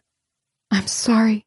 The rage pulsed harder in my gut, expanding and sharpening its claws until it shattered any morals I might have had. I needed her gone before I said or did anything there would be no coming back from. So am I. For so many fucking things. But most importantly, the fact was that my relationship with my mother was broken, and there was no repairing it. Not in this lifetime. 19. Reina. On my way to the studio, where I knew I'd find Maestro Andrea, I practiced my speech. Maestro Andrea, stop being an asshole. I shook my head. No, that wouldn't work. Maestro Andrea, please reconsider your dumb decision in regard to my sister. Damn it. It was a good thing I didn't study communications. I was terrible at it. I play it by ear, I decided. Turning the corner, the building appeared in front of me. It was old, but it had been completely renovated and updated with top-notch security. As I made my way up the steps, I steeled my spine. I just had to get my talk with him over with, and then I'd leave to meet Darius. My steps echoed through the quiet hallway. Soft murmurs traveled through the air. I could hear another set of footsteps, or two, somewhere in the building, although I couldn't see them. Maestro Andrea, don't be a dick and give my sister a part in the orchestra, or else. I really wanted to say that. Maybe even bring a baseball bat with me to emphasize my seriousness. French prison, here I come. I snickered to myself. Reina? A familiar voice pulled me out of my thoughts, and I lifted my head, coming face to face with my father. I stopped, stared. My papa stood with another man who towered over him. Papa? What are you doing here? My gaze flicked to his friend who watched us curiously, his hands tucked in his pockets. His posture was relaxed, yet I couldn't shake the feeling that it was all for show. He oozed ruthlessness and danger. I didn't know you were in Paris. I remarked softly. It didn't surprise me that he wouldn't let us know he was in the same city. After all, his underworld activities had always been discreet. Not discreet enough to have saved any of our fates, but this wasn't the time to dig up old graves. Papa took a step down, now standing level with me, and pressed a kiss on my cheek. I had some business in the city, but wasn't planning on staying long. What are you doing here? I couldn't tell him I came to say my piece to Maestro for being a dick to my sister, so I opted for a little white lie. The venue I lined up for my fashion show fell through. I'm here to check this one out for potential. Papa's brows furrowed. This building? I smiled uncomfortably, meeting Papa's friend's gaze. Yeah, it's probably not a good spot. I tilted my head at him. Hello. Reina, this is a colleague, Enrico Marchetti. Mr. Marchetti? I extended my hand and he accepted it. It was only then that his name registered. Hold on. Like the most prestigious fashion house in Italy? That Marchetti? One and the same. Enrico flashed a smile, and if my heart hadn't been so utterly broken, I would have probably fallen under this gorgeous man's spell. Wow, I muttered. Nice to meet you. I had no idea. I should have pulled on Papa's connections rather than Grandma's when looking for a job. Mr. Marchetti chuckled deeply. It's not too late. Well, unless you have a free venue in the heart of Paris that I could use in 4 days' time, I said with a regretful smile. I'm afraid it is. I was about to address my father when Mr. Marchetti spoke again. I do, actually. And if it suits your needs, it's yours to use. My eyes widened. Really? I breathed, hope blooming in my chest. The smile he gave me was gorgeous. Unfortunately, my heart didn't flutter, not even a bit, much to my regret. Yes, really. I'd love to see your designs. I'd like to see too. My papa chimed in, surprising me. Maybe I'll stay in Paris for it. I have some business with the Leone brothers anyhow. This time, my heart responded. The poor organ stopped pumping, then resumed its beating, fluttering wildly. I immediately squashed it down. Thank you, Mr. Marchetti. It was best that I didn't acknowledge Papa's comment. I just hoped he wouldn't invite the Leone brothers to the event. About the payment, he cut me off. No payment. When I need a favor, you'll reciprocate. Alert shot through me. What kind of favor would someone as powerful as Enrico Marchetti need that I could ever help him with? My eyes darted between both men, wondering how to respond. It would seem Papa found nothing out of the ordinary with Marchetti's comment. How bizarre. As long as it's legal, I muttered, meeting Marchetti's dark eyes. He chuckled. Of course. He flicked a look at Papa, then nodded. I'll work out all the arrangements and give your father the information. Does that sound good? I nodded. Yes, thank you so much. A few minutes later, I waved goodbye before making my way up the stairs to Maestro Andrea's studio. Could things be looking up?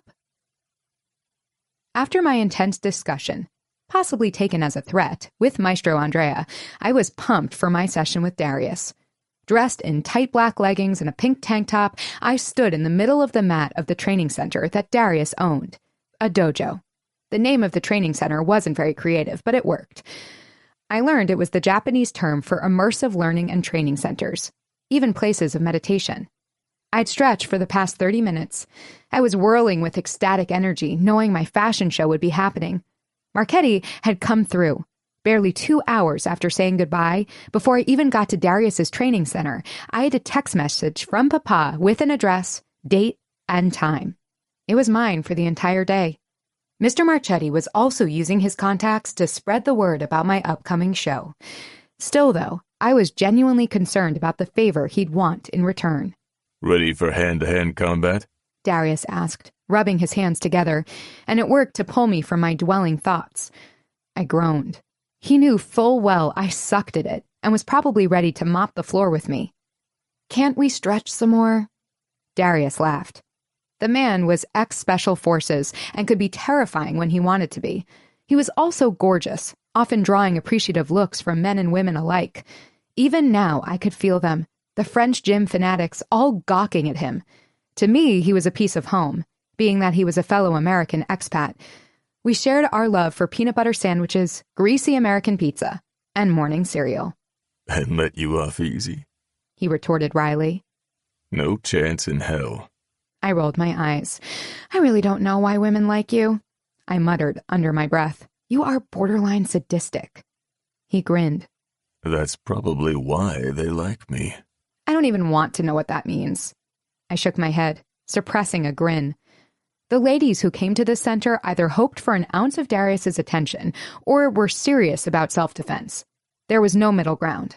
I fell in the second group of women. The fact that we got along and Darius had a heart of gold underneath that wide chest was a bonus. He got in position and I mimicked the movement. Darius had hammered into me that you could tell by looking in your opponent's eyes what their next move would be. I waited, keeping a keen eye on him. There it was, barely a twitch in his forearm muscle, and he attacked.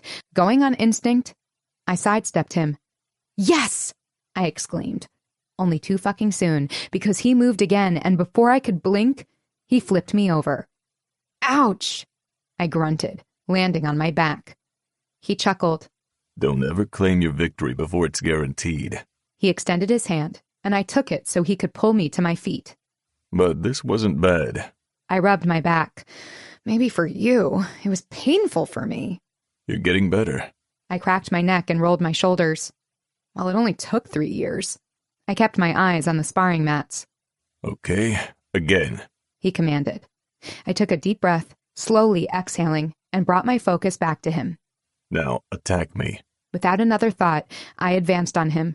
Just as Darius reached out to grab me, I kicked him between his legs. Unfortunately, he caught my foot, sending me toppling back with a heavy thud, my breath swishing out of my lungs. Good job. Aim for the balls, he praised. My eyes locked on the ceiling, and the flickering and buzzing of the lights managed to ground me. I fucking hated physical activity, but I hated being vulnerable and weak even more. I need a smaller man to spar with, I finally said, finding my voice. His chuckle filled the air. You're stuck with me, whether you like it or not. Stifling a wince, I stood up. This training could be brutal, especially when Darius was in a serious kick-ass mood. Jesus, I'm dying here and you look like you're on vacation. His lips twitched. A stinky gym? Not exactly a vacation destination. I snickered. Well, it's your place. It wasn't so bad, and I was sure the sweaty odors couldn't be helped.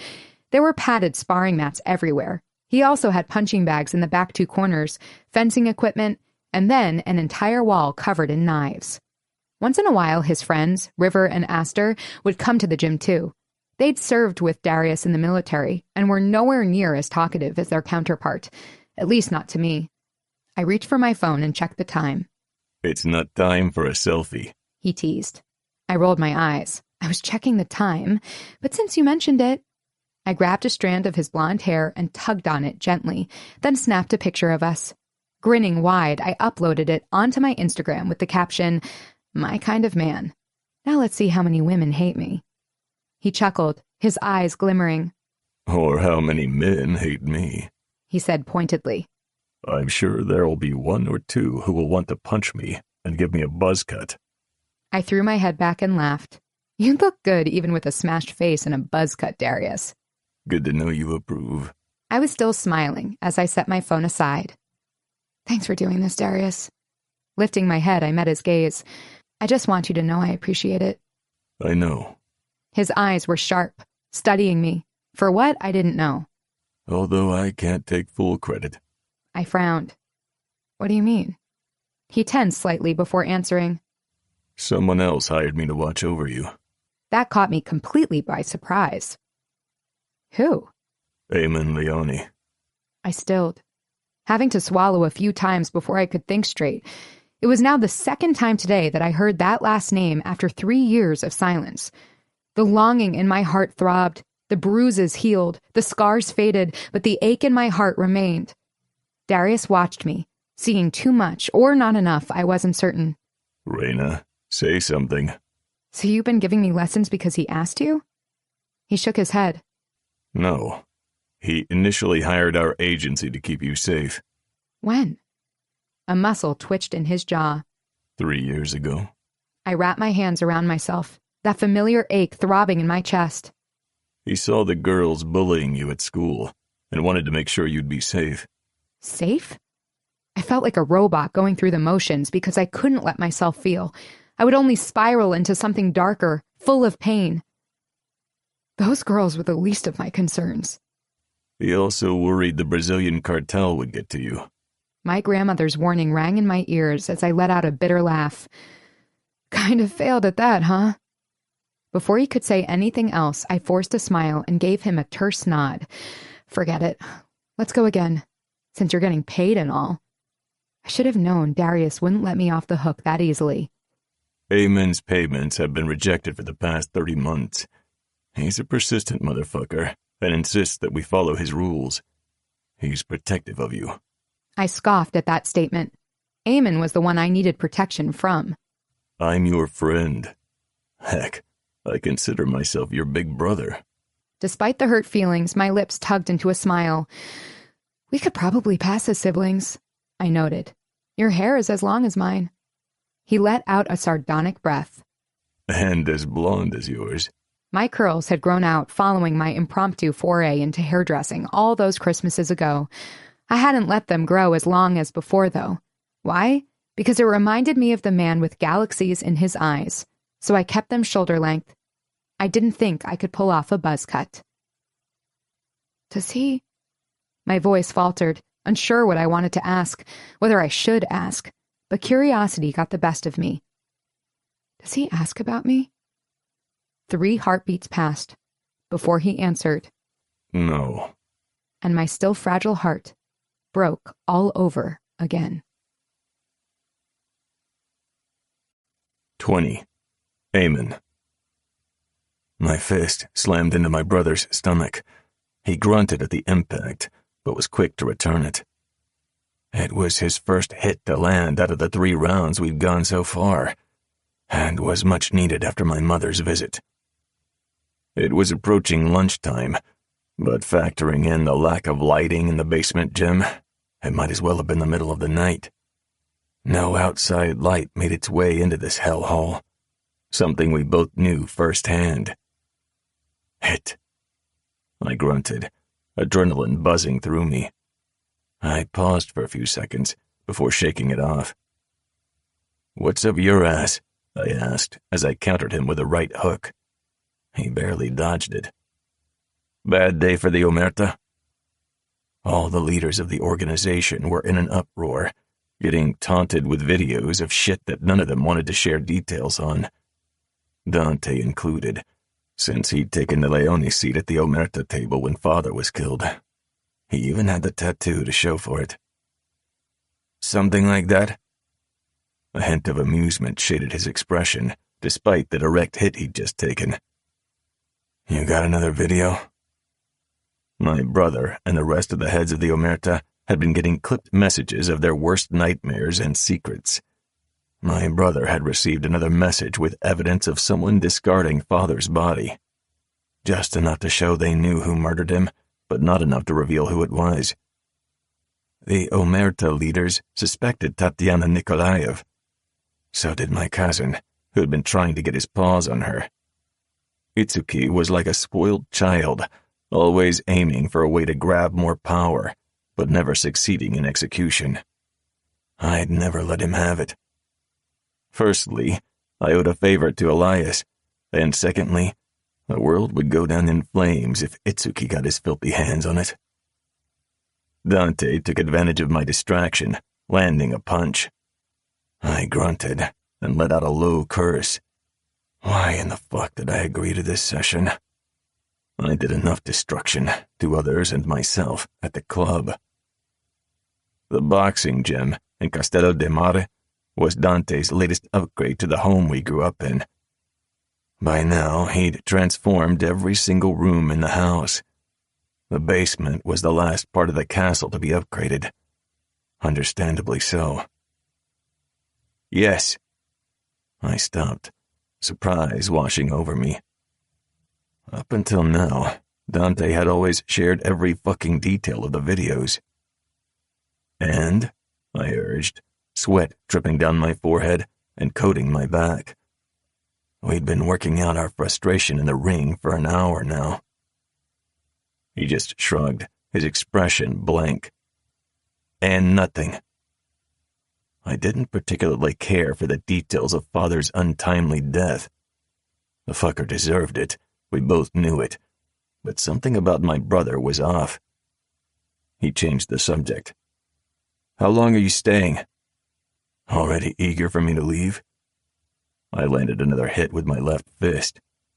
Fuck, Eamon, he wheezed, hunching over with his head between his knees. I chuckled. Keep your head in the game, little brother. Fuck you. It was nice to finally see him out of breath. Heard Romero arranged a marriage for Reina. You know anything about that? That was the only reason I was back in Europe. The rumor had been circulating for a while that Romero was looking to marry Reina off. That deal would happen only after I ensured her arranged husband deserved her. My chest twisted at the thought of her with anyone else, but I ignored it. I was used to it by now. 3 years later, and the thought of her falling for someone still filled me with dread. Maybe... He gave me a knowing look, but there was something else there too. So I punched him again. He let out another grunt when I landed a hit on his lower ribs, but that didn't stop him from laughing at my scowl.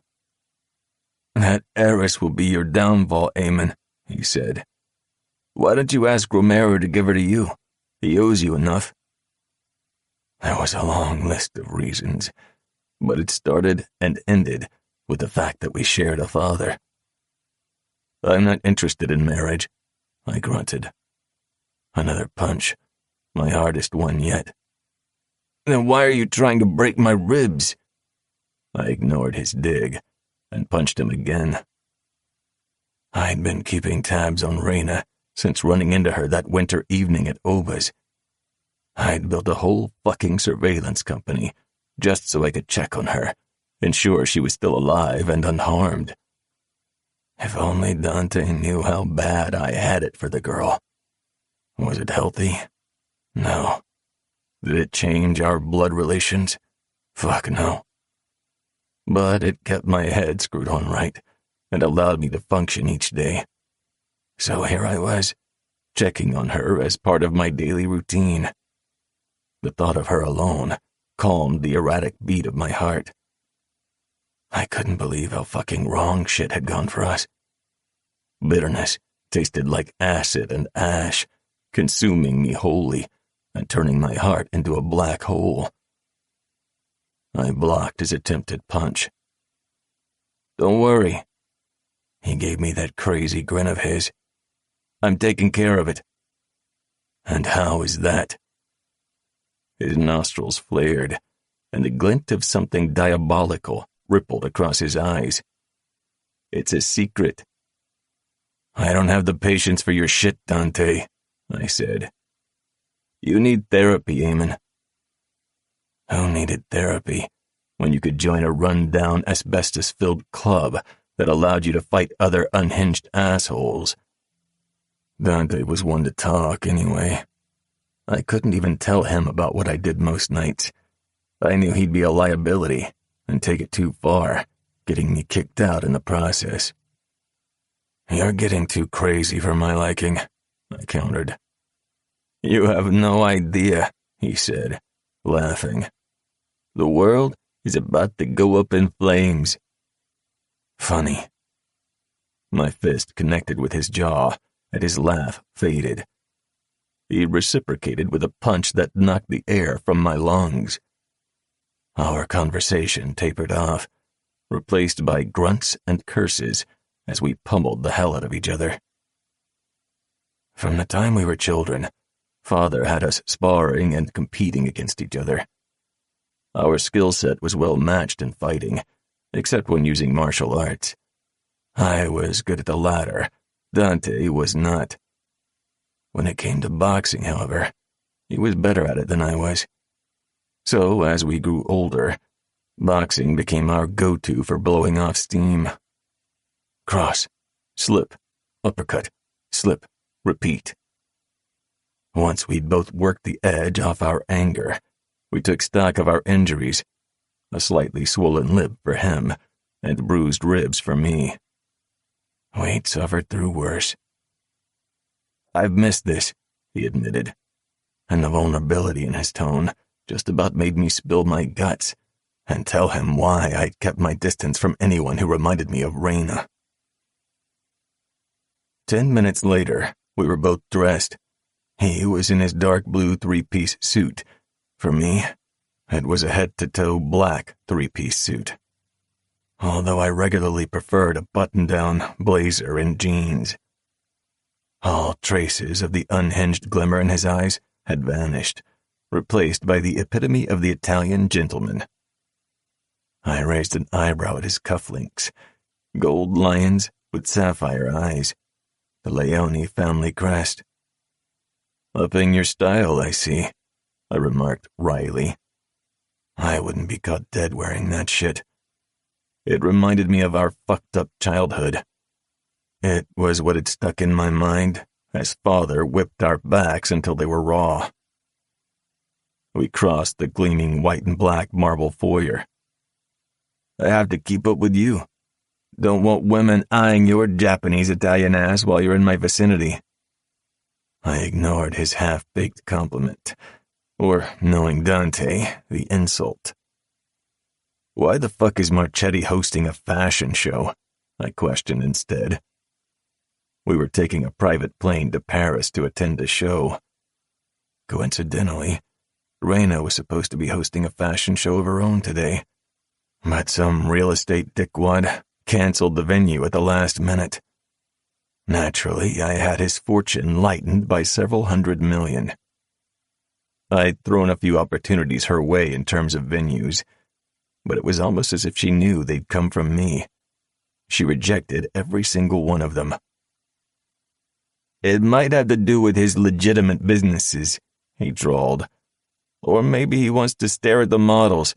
How the fuck should I know?" "And here I thought you knew everything," I deadpanned. "You pack a mean punch, brother." He rubbed a hand over his jaw. "And yes, I do know everything." I snorted. "Except what you don't know, which is a shit ton." He flipped me off. "Yours isn't so bad either. My ribs are on fire like Father beat the fucking shit out of me." There it was, that look again. The shadows in Dante's eyes disappeared as quickly as they'd surfaced. We exited the castello. "By the way, where's Mother?" he asked. "With Hiroshi." He cocked an eyebrow. "Are those two going to get married?" I shrugged. "Good. Maybe we'll have a double wedding thing going on." God help me with Dante and his cryptic fucking messages. 21. Reyna. My chest feels tight. My heart is heavy. My pieces keep moving as a new person is made. But even the new me insists on loving you, while convincing myself that I hate you. I read through my journal for what felt like the millionth time, for comfort, to remind myself why I needed to hate him, to remember how much I loved him. My eyes lingered on the bracelet I hadn't worn in such a long time. It sat safely tucked within pages colored with pain. Out of sight, out of mind.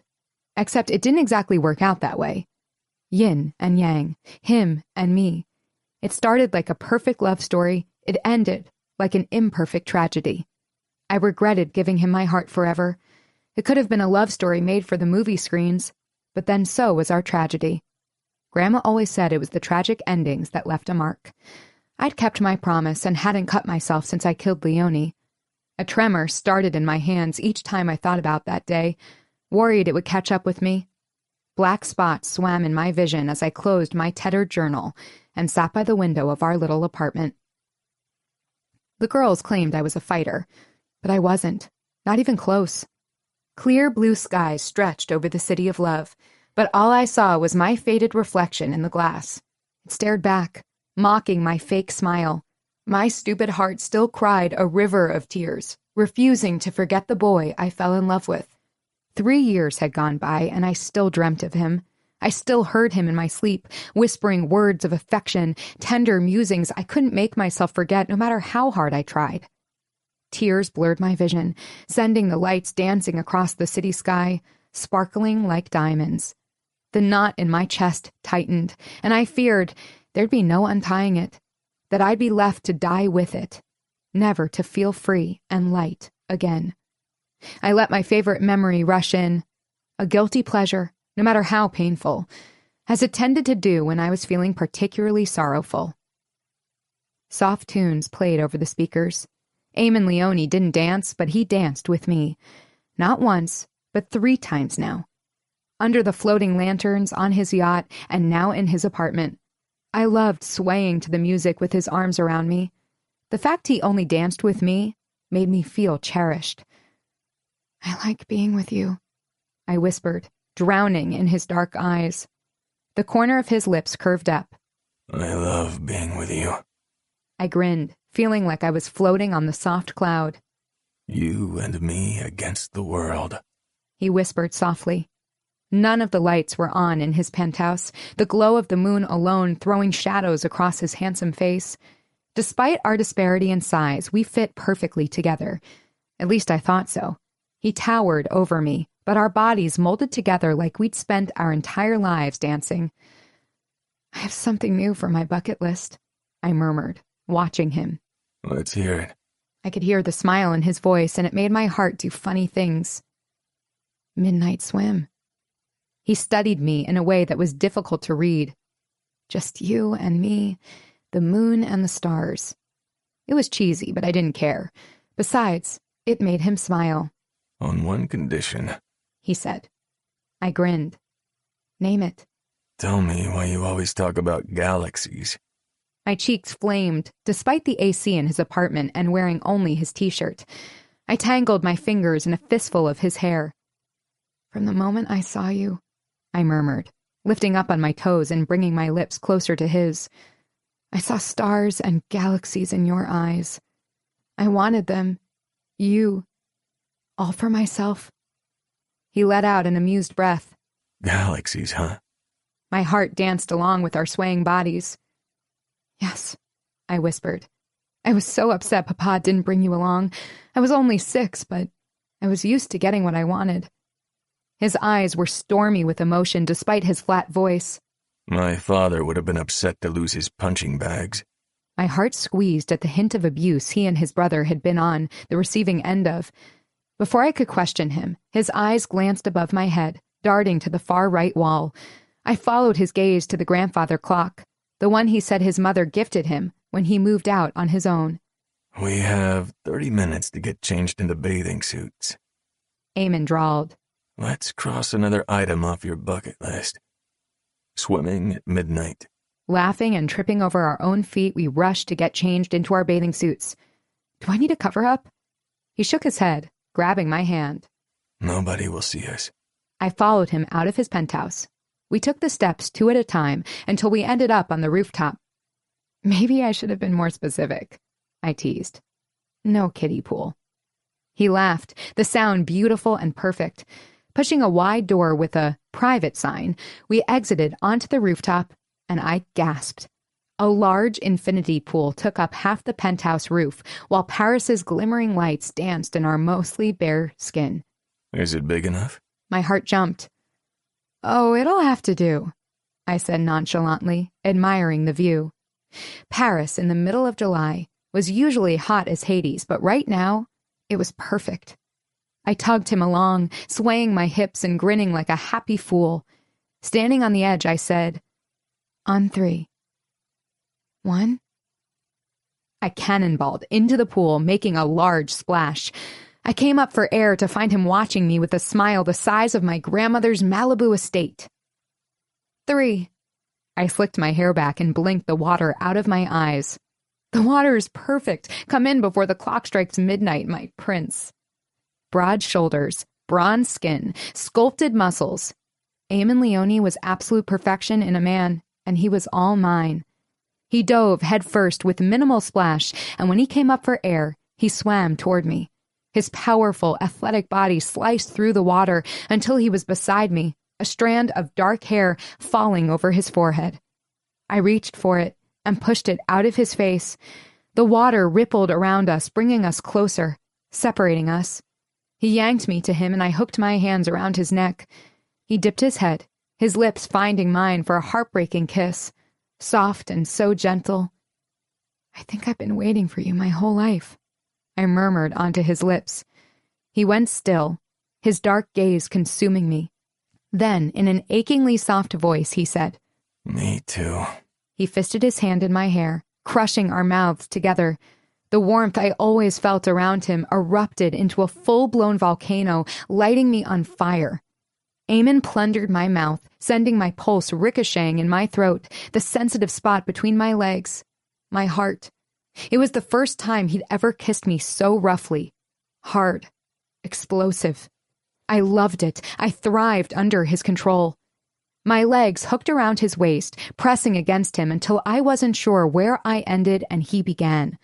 A small moan bubbled in my throat when Eamon shifted his hips, his hardness rubbing against my core. My body was pliant under his expert touch. He tasted like green apples and citrus, now my favorite flavor. He pushed me against the side of the pool, his grip on my hair tightening and his mouth devouring me. His tongue tangled with mine, my moans filling the quiet midnight air. He pinched my nipple through my bikini top, and I arched into his touch. "More, Eamon, please," he groaned. "I fucking love when you beg, and my name on your lips." A small shiver rippled through my body. "Touch me," I pleaded. His fingers trailed down my spine, catching on the back of my bikini and tugging until the material slackened in front of me. My breasts fell free, my nipples now rock hard. I shivered as I locked eyes with him and parted my lips. He lifted his brow, stilling his touch as if waiting for my permission. "Don't stop," I murmured. He lifted me higher, around his torso before taking my nipple in his mouth. I watched him, consumed with the sensation of his muscles maneuvering me and the heat emanating from him. I gasped out in pleasure as Eamon licked my nipple, then bit it gently. I exhaled, pleasure blazing a path to my core. The friction from our wet bodies caused me to writhe, pushing and pulling for more. Tiny explosions pulsated throughout me. Releasing my nipple, he thrust a hand into my hair, kissing me deep, his tongue stroking mine.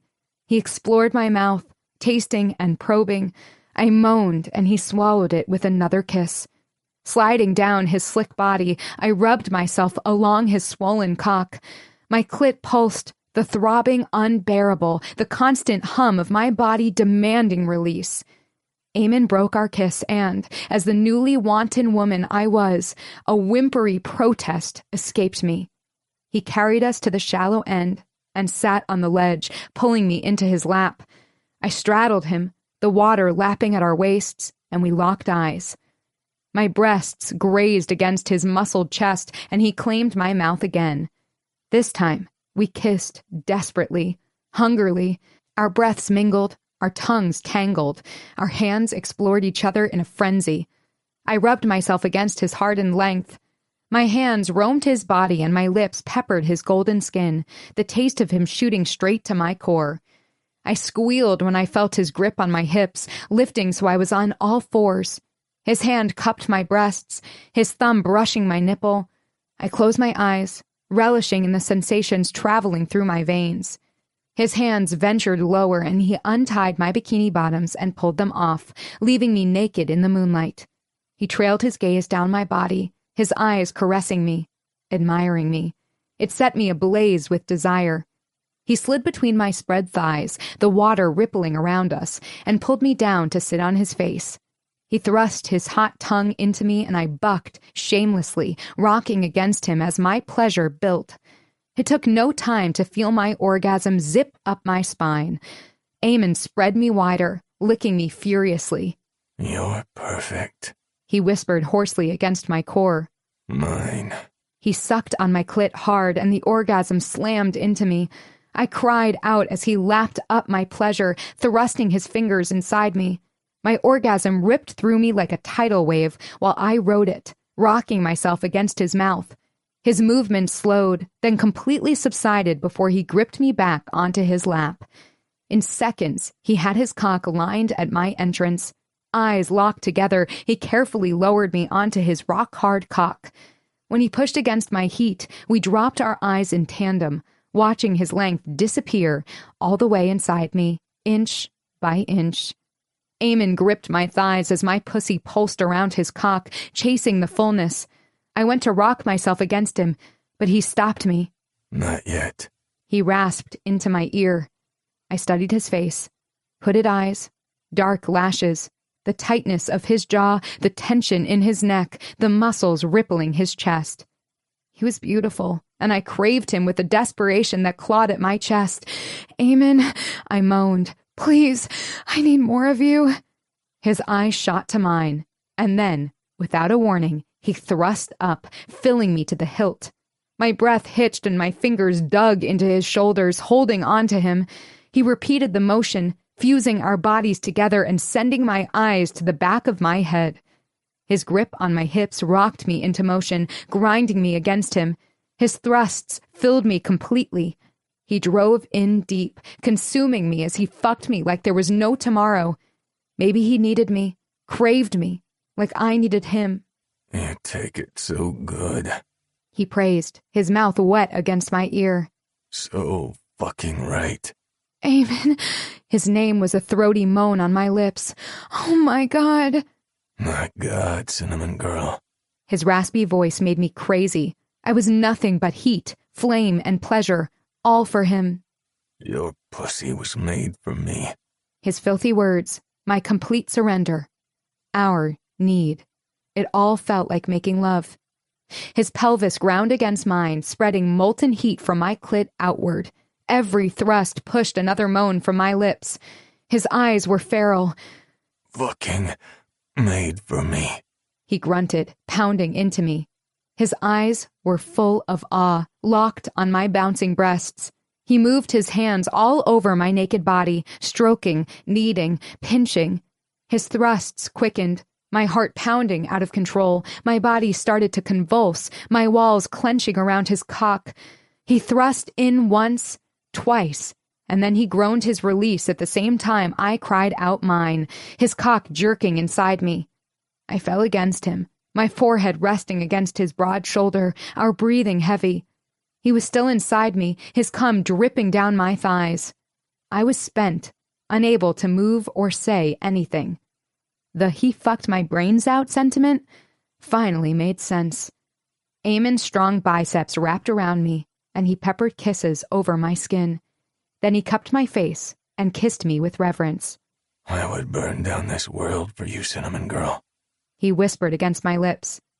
He'd lied that day on the rooftop, the Eiffel Tower in the distance bearing witness to it all. He didn't burn the world down for me. He burned me, and then left me. He broke his word. He broke me. I wouldn't make the same mistake twice. No man would ever be let into my heart again. The line between love and hate was thin. I'd heard that my entire life, but I hadn't understood it. Not until he gifted me heaven, and then left me in hell. The room. Music. Chatter. Everything faded away the moment I spotted him, and my heart skipped. Eamon Leone. Although the underworld knew him as Eamon Takahashi Leone, emphasizing his connection to the Yakuza. What is he doing here? I would recognize him in total darkness, in every lifetime, maybe even in a different body, and I would love him until the very last star in the sky burned out into oblivion. He was my beginning and end. The truth was that I couldn't remember a time when I didn't feel this way. That little girl unknowingly gave her heart to the boy with galaxies in his eyes. If only that girl had been smarter. If only she'd kept her heart locked up. He was leaning against the wall, even more handsome than the last time I saw him. 3 years had gone by, but it took only a glimpse of him to know I hadn't moved on.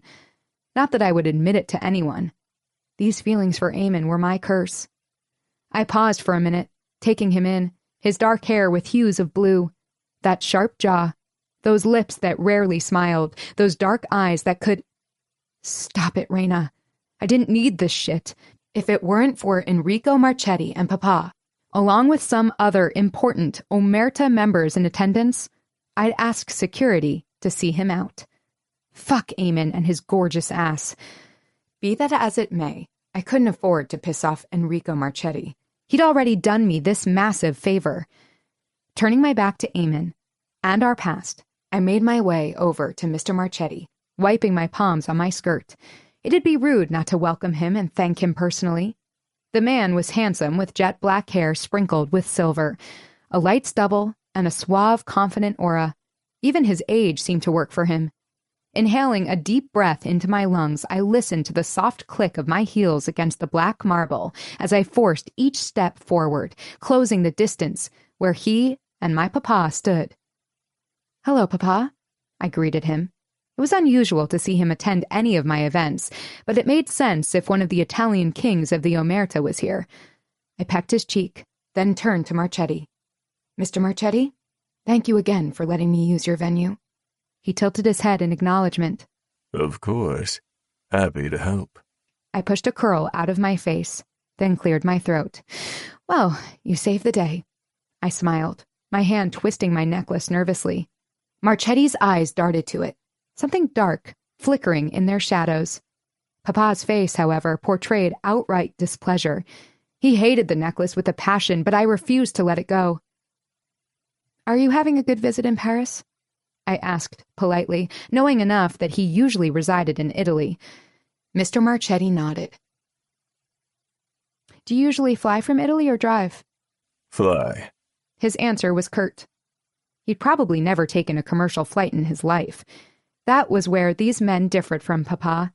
He'd never been as loaded as the other men in the Omerta when we were growing up.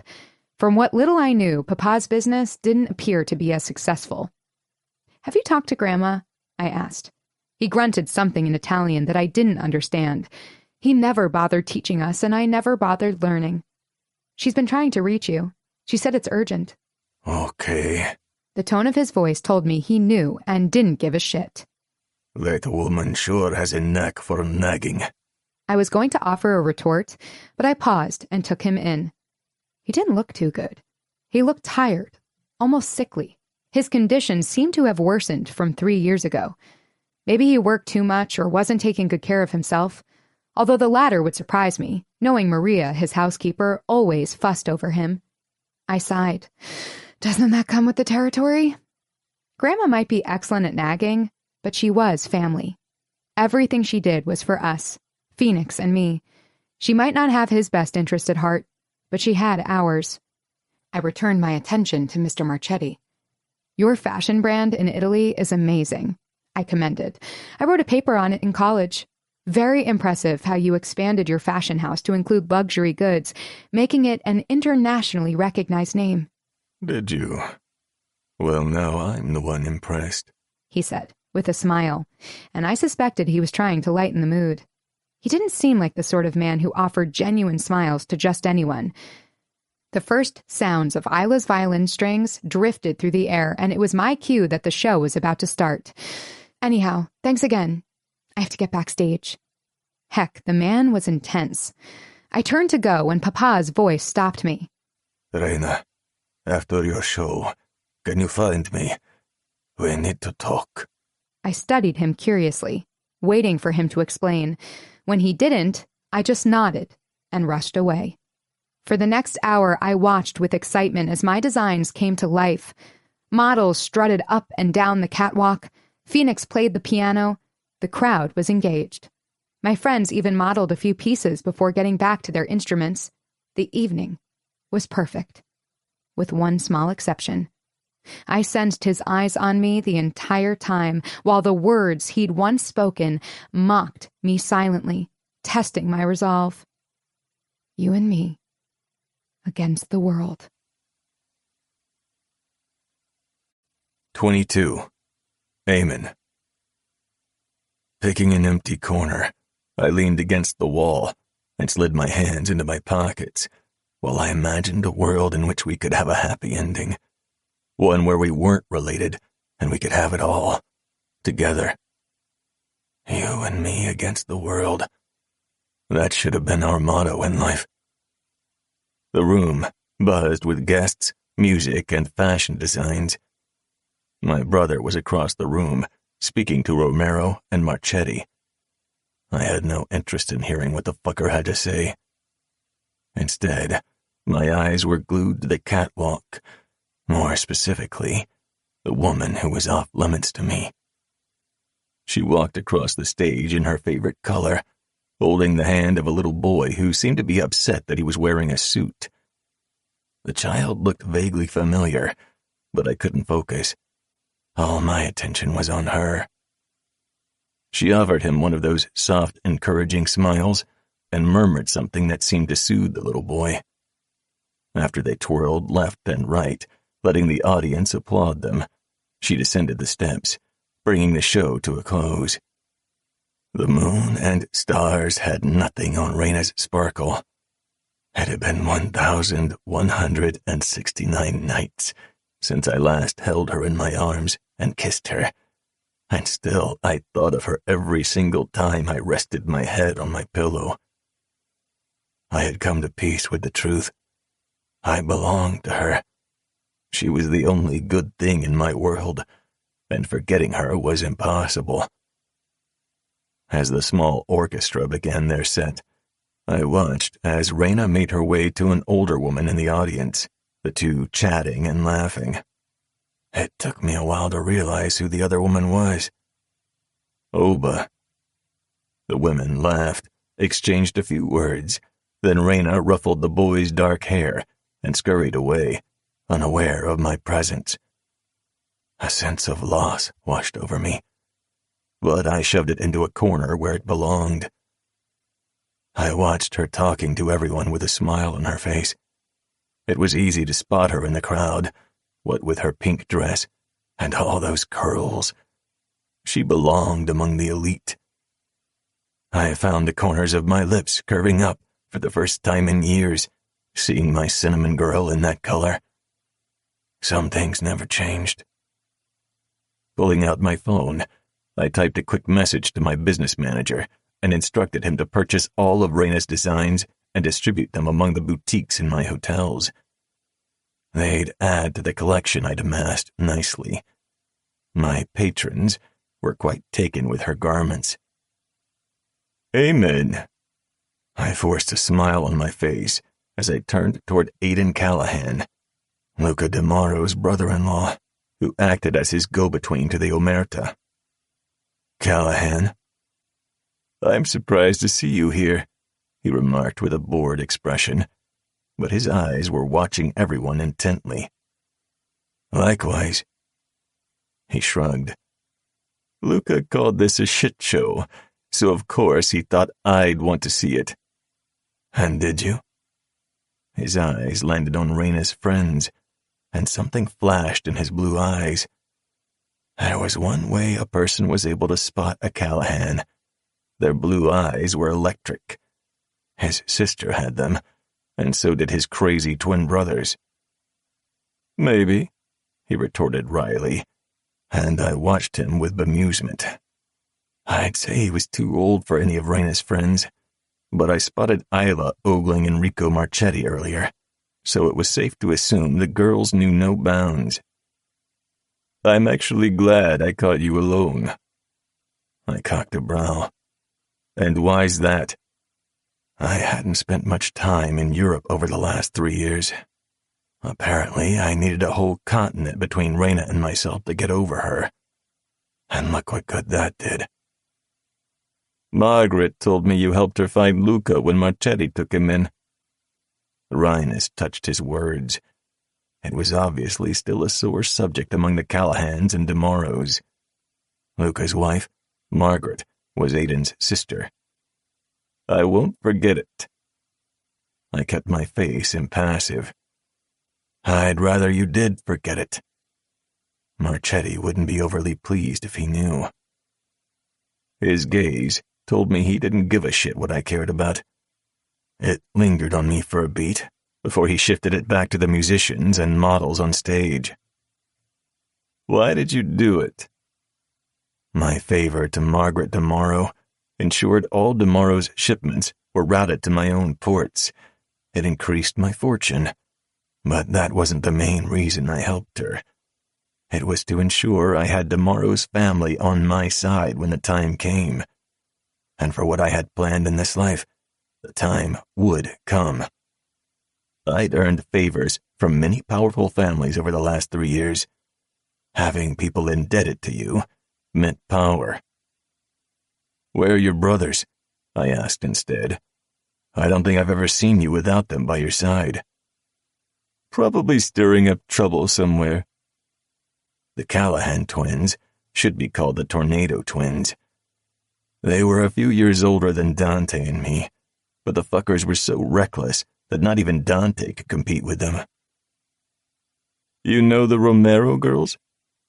The question caught me off guard.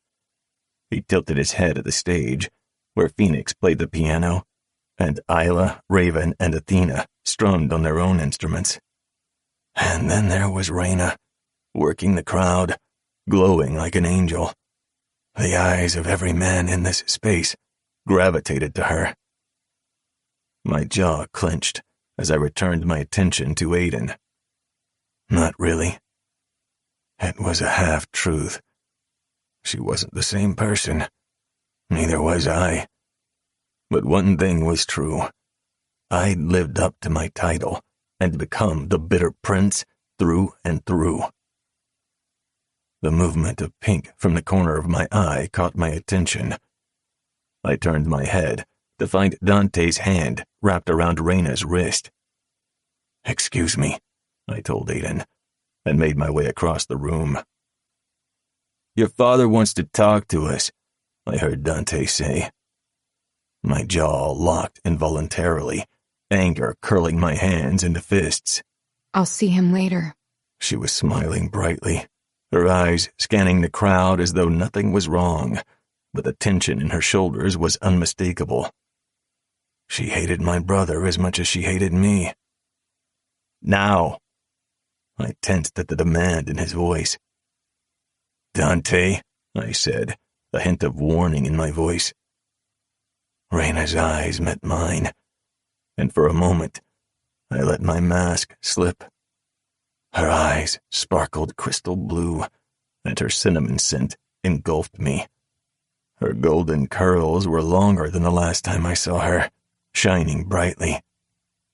Then, as if she remembered her distaste, her eyes became colder than Arctic ice waters, and she turned her head.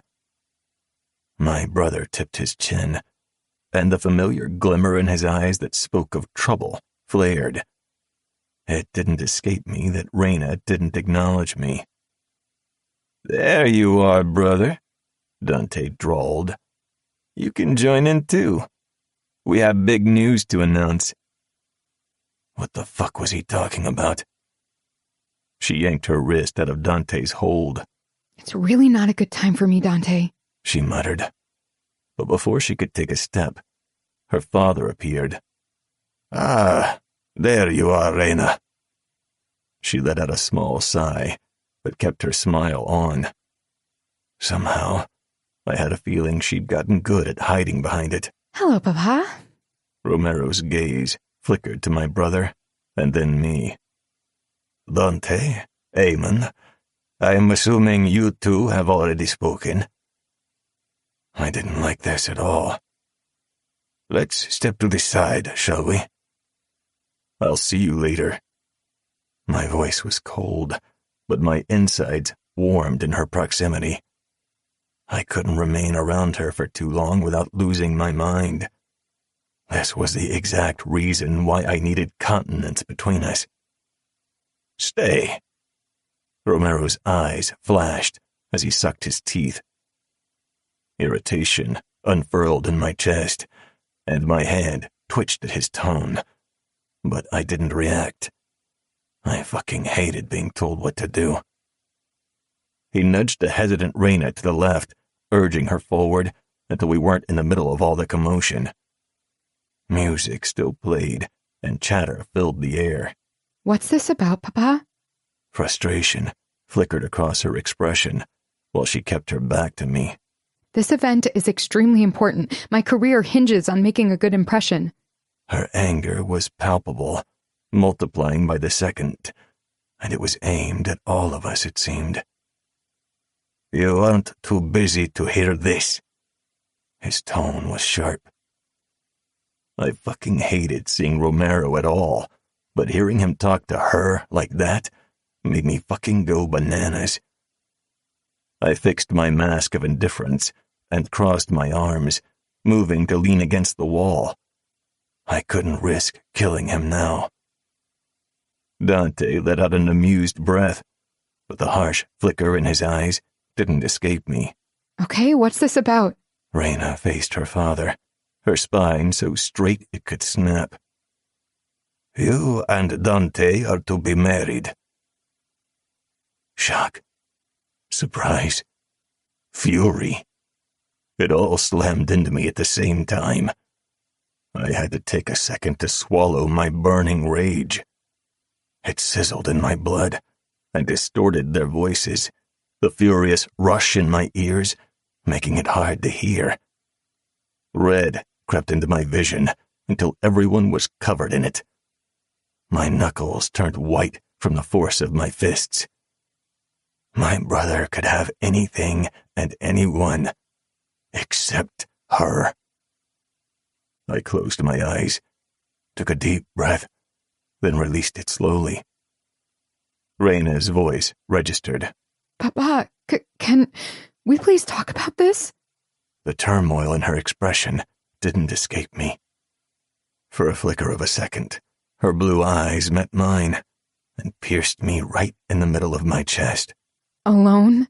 The corner of Dante's lips lifted, and I wanted nothing more than to punch him, effectively wiping it off his face. As your future husband, Dante drawled, you can say anything in front of me. My back teeth gritted as I clenched my jaw. She frowned at Dante before turning her attention back to her father, choosing to ignore us. Papa, please, Grandma will never approve. She has no say in the matter. Her eyes flashed. Dante reached out, and I grabbed his wrist, pinning him with a touch her and I will kill you look. Brother or no brother. Dante, being Dante, just grinned, while Reyna glared at both of us. No. Reyna squared her shoulders. The scar on the back of her right shoulder blade caught my eye, and my insides coiled at the memory. I'm not doing it. That's my girl. Reyna. Papa, I really need to talk to you. She hissed under her breath. Alone.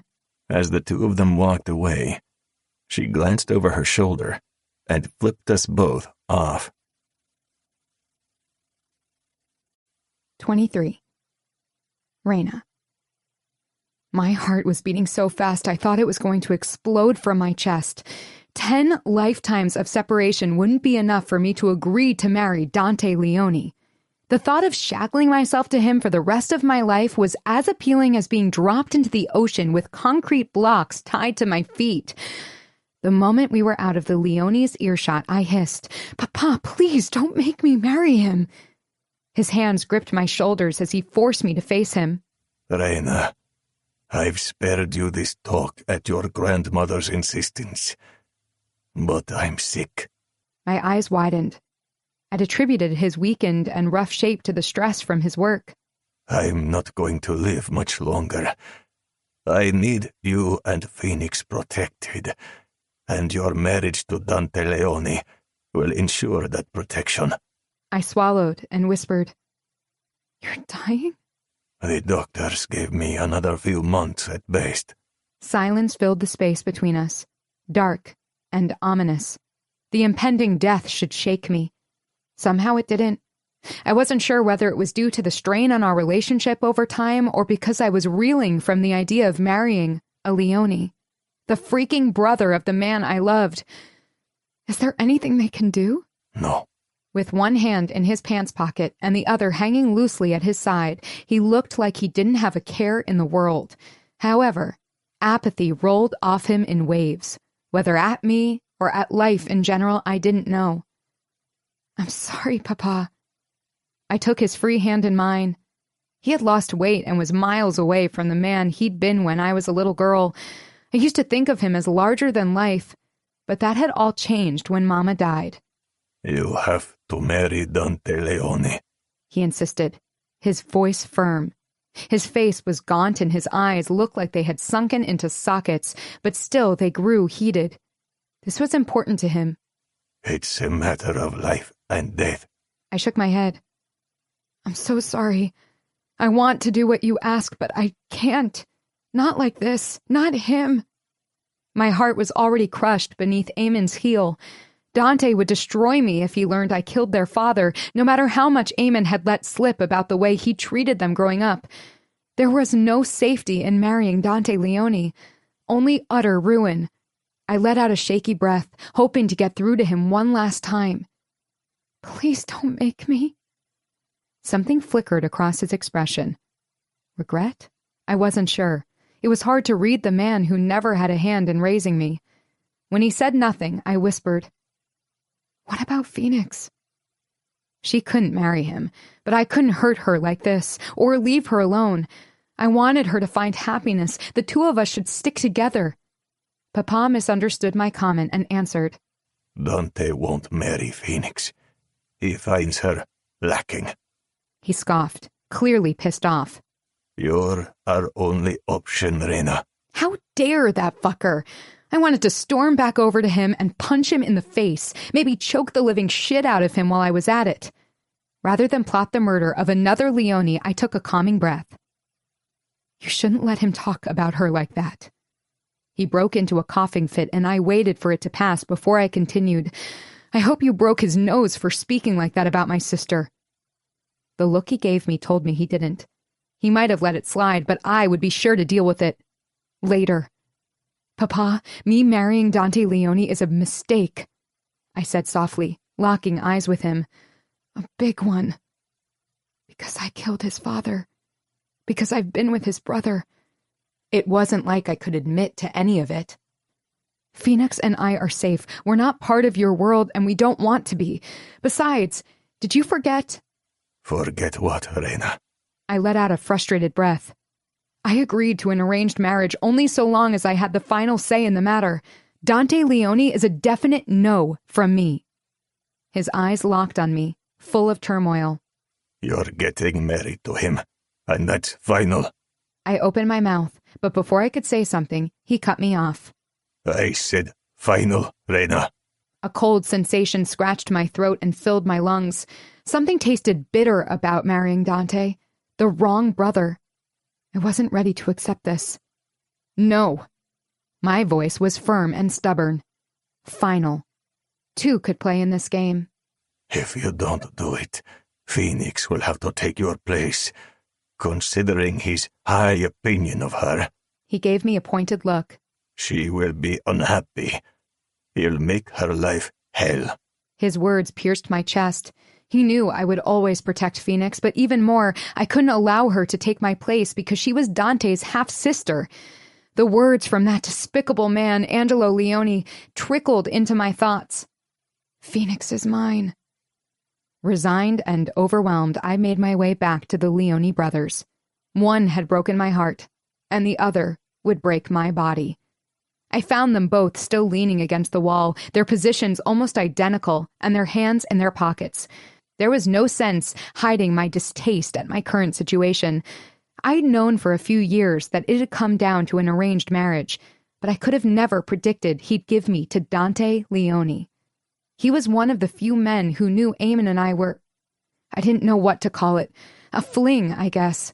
Why would Dante even want me, knowing that? It wasn't as if I could ask him. I'd agree to this charade for now, but I'd be damned if I let another Leone brother screw me, no, Phoenix and me, over. I had a feeling Dante was playing another angle here, but I couldn't pinpoint why or what. I gave my head a shake. I'd have to buy time to get to the bottom of it. You came to your senses, Dante said in a deep, sarcastic voice. A frustrated sound traveled up my throat, but I kept it locked in.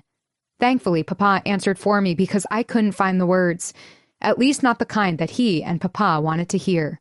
She did, Dante. A spark flickered through Eamon's dark eyes. We'll discuss the plans tomorrow. I avoided looking at Eamon, but his gaze burned a hole in my cheek. Dante's eyes, on the other hand, studied me with an unreadable expression. The only person who knew him enough to decipher it had butchered my heart and left it to rot. We should probably set aside some time to get to know each other better, Raina. I bit the inside of my cheek to stop the words burning my throat from coming out. Judging by the look in his eyes, he knew exactly how I felt about the idea. Sure, I gritted. I'll give you my assistant's number. I didn't have an assistant, but he didn't know that. He could call and be unsuccessful in reaching her every time. The joke would be on him. Papa rubbed his hands together, satisfied with my response and oblivious to my lie. Excellent. You two work it out. I'll let Marchetti know, and we'll set the date. I watched him weave through the crowd, catching a slight limp in his gait. Guilt flickered in my chest. In the grand scheme of things, I knew he was trying to protect us in the only way he knew how. He just couldn't grasp that Phoenix and I didn't need that kind of protection. Turning back to face my past and my future, I narrowed my eyes on both of them. Now let's drop the pretense, I hissed under my breath. What the hell do you want, Dante? You, obviously. His eyes flickered above my head and I followed his gaze to Phoenix. We'll be a big, happy family. The Leone family's idea of what qualifies as happy is vastly different to ours. We can meet in the middle, he drawled, ignoring my passive-aggressive jab. Who knows? Maybe we'll even fall in love. My gaze darted to Eamon without my permission, but I quickly averted it and met Dante's darkness. Falling in love is overrated. Not that I'm talking from experience or anything. The lie on my tongue was bitter, because even as I spoke those words, I knew my time on this earth would be spent loving only one man, the one who didn't love me back. I turned to leave, but then changed my mind. There was no time like the present to set boundaries. My hand flew across the air and connected with his cheek. Call my sister lacking again, and it will be the last word you ever speak. Capiche? Thank fuck for the Godfather movies I watched with my girlfriends, although judging by my fiancé's expression, he didn't appreciate it at all. A muscle in Dante's neck twitched, my handprint already forming on his cheek. Eamon didn't move, and I didn't dare look at him. Instead, I walked away from the two of them, without looking back. 24. Eamon. I watched her walk away, while fury and bitterness burned my tongue. It was the first time in my entire life that I wanted to truly fucking murder Dante for taking something that should have never been his to look at, never mind touch. I turned to look at my brother, Raina's handprint visible on his cheek, and even that pissed me off, because it meant she'd touched him and not me. Jesus fucking Christ, I was losing my goddamn mind. Maybe I should follow Raina's lead and punch my brother too. I was certainly tempted. Is this the reason you asked me to be here? My voice dripped with tension and unveiled anger.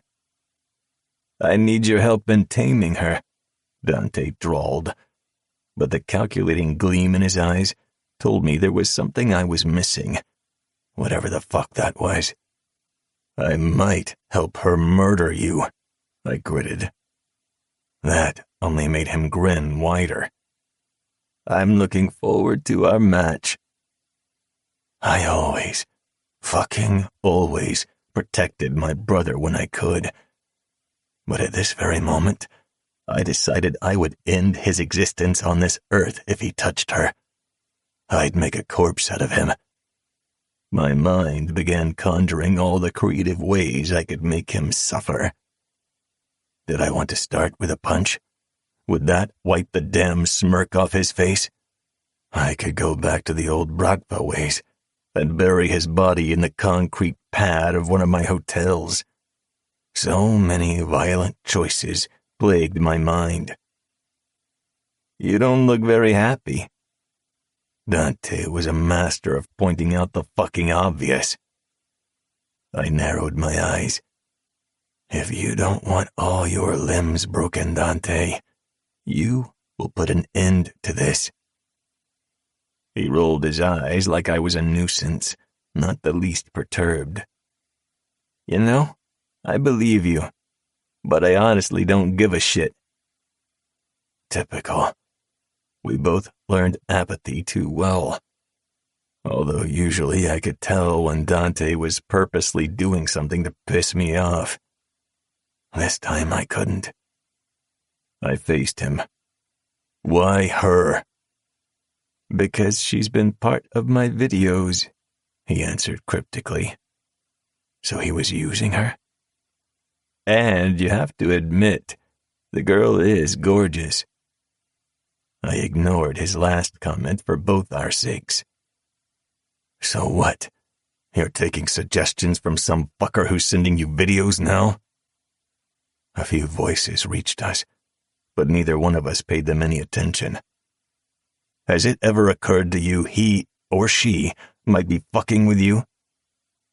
You can hardly argue evidence, he deadpanned.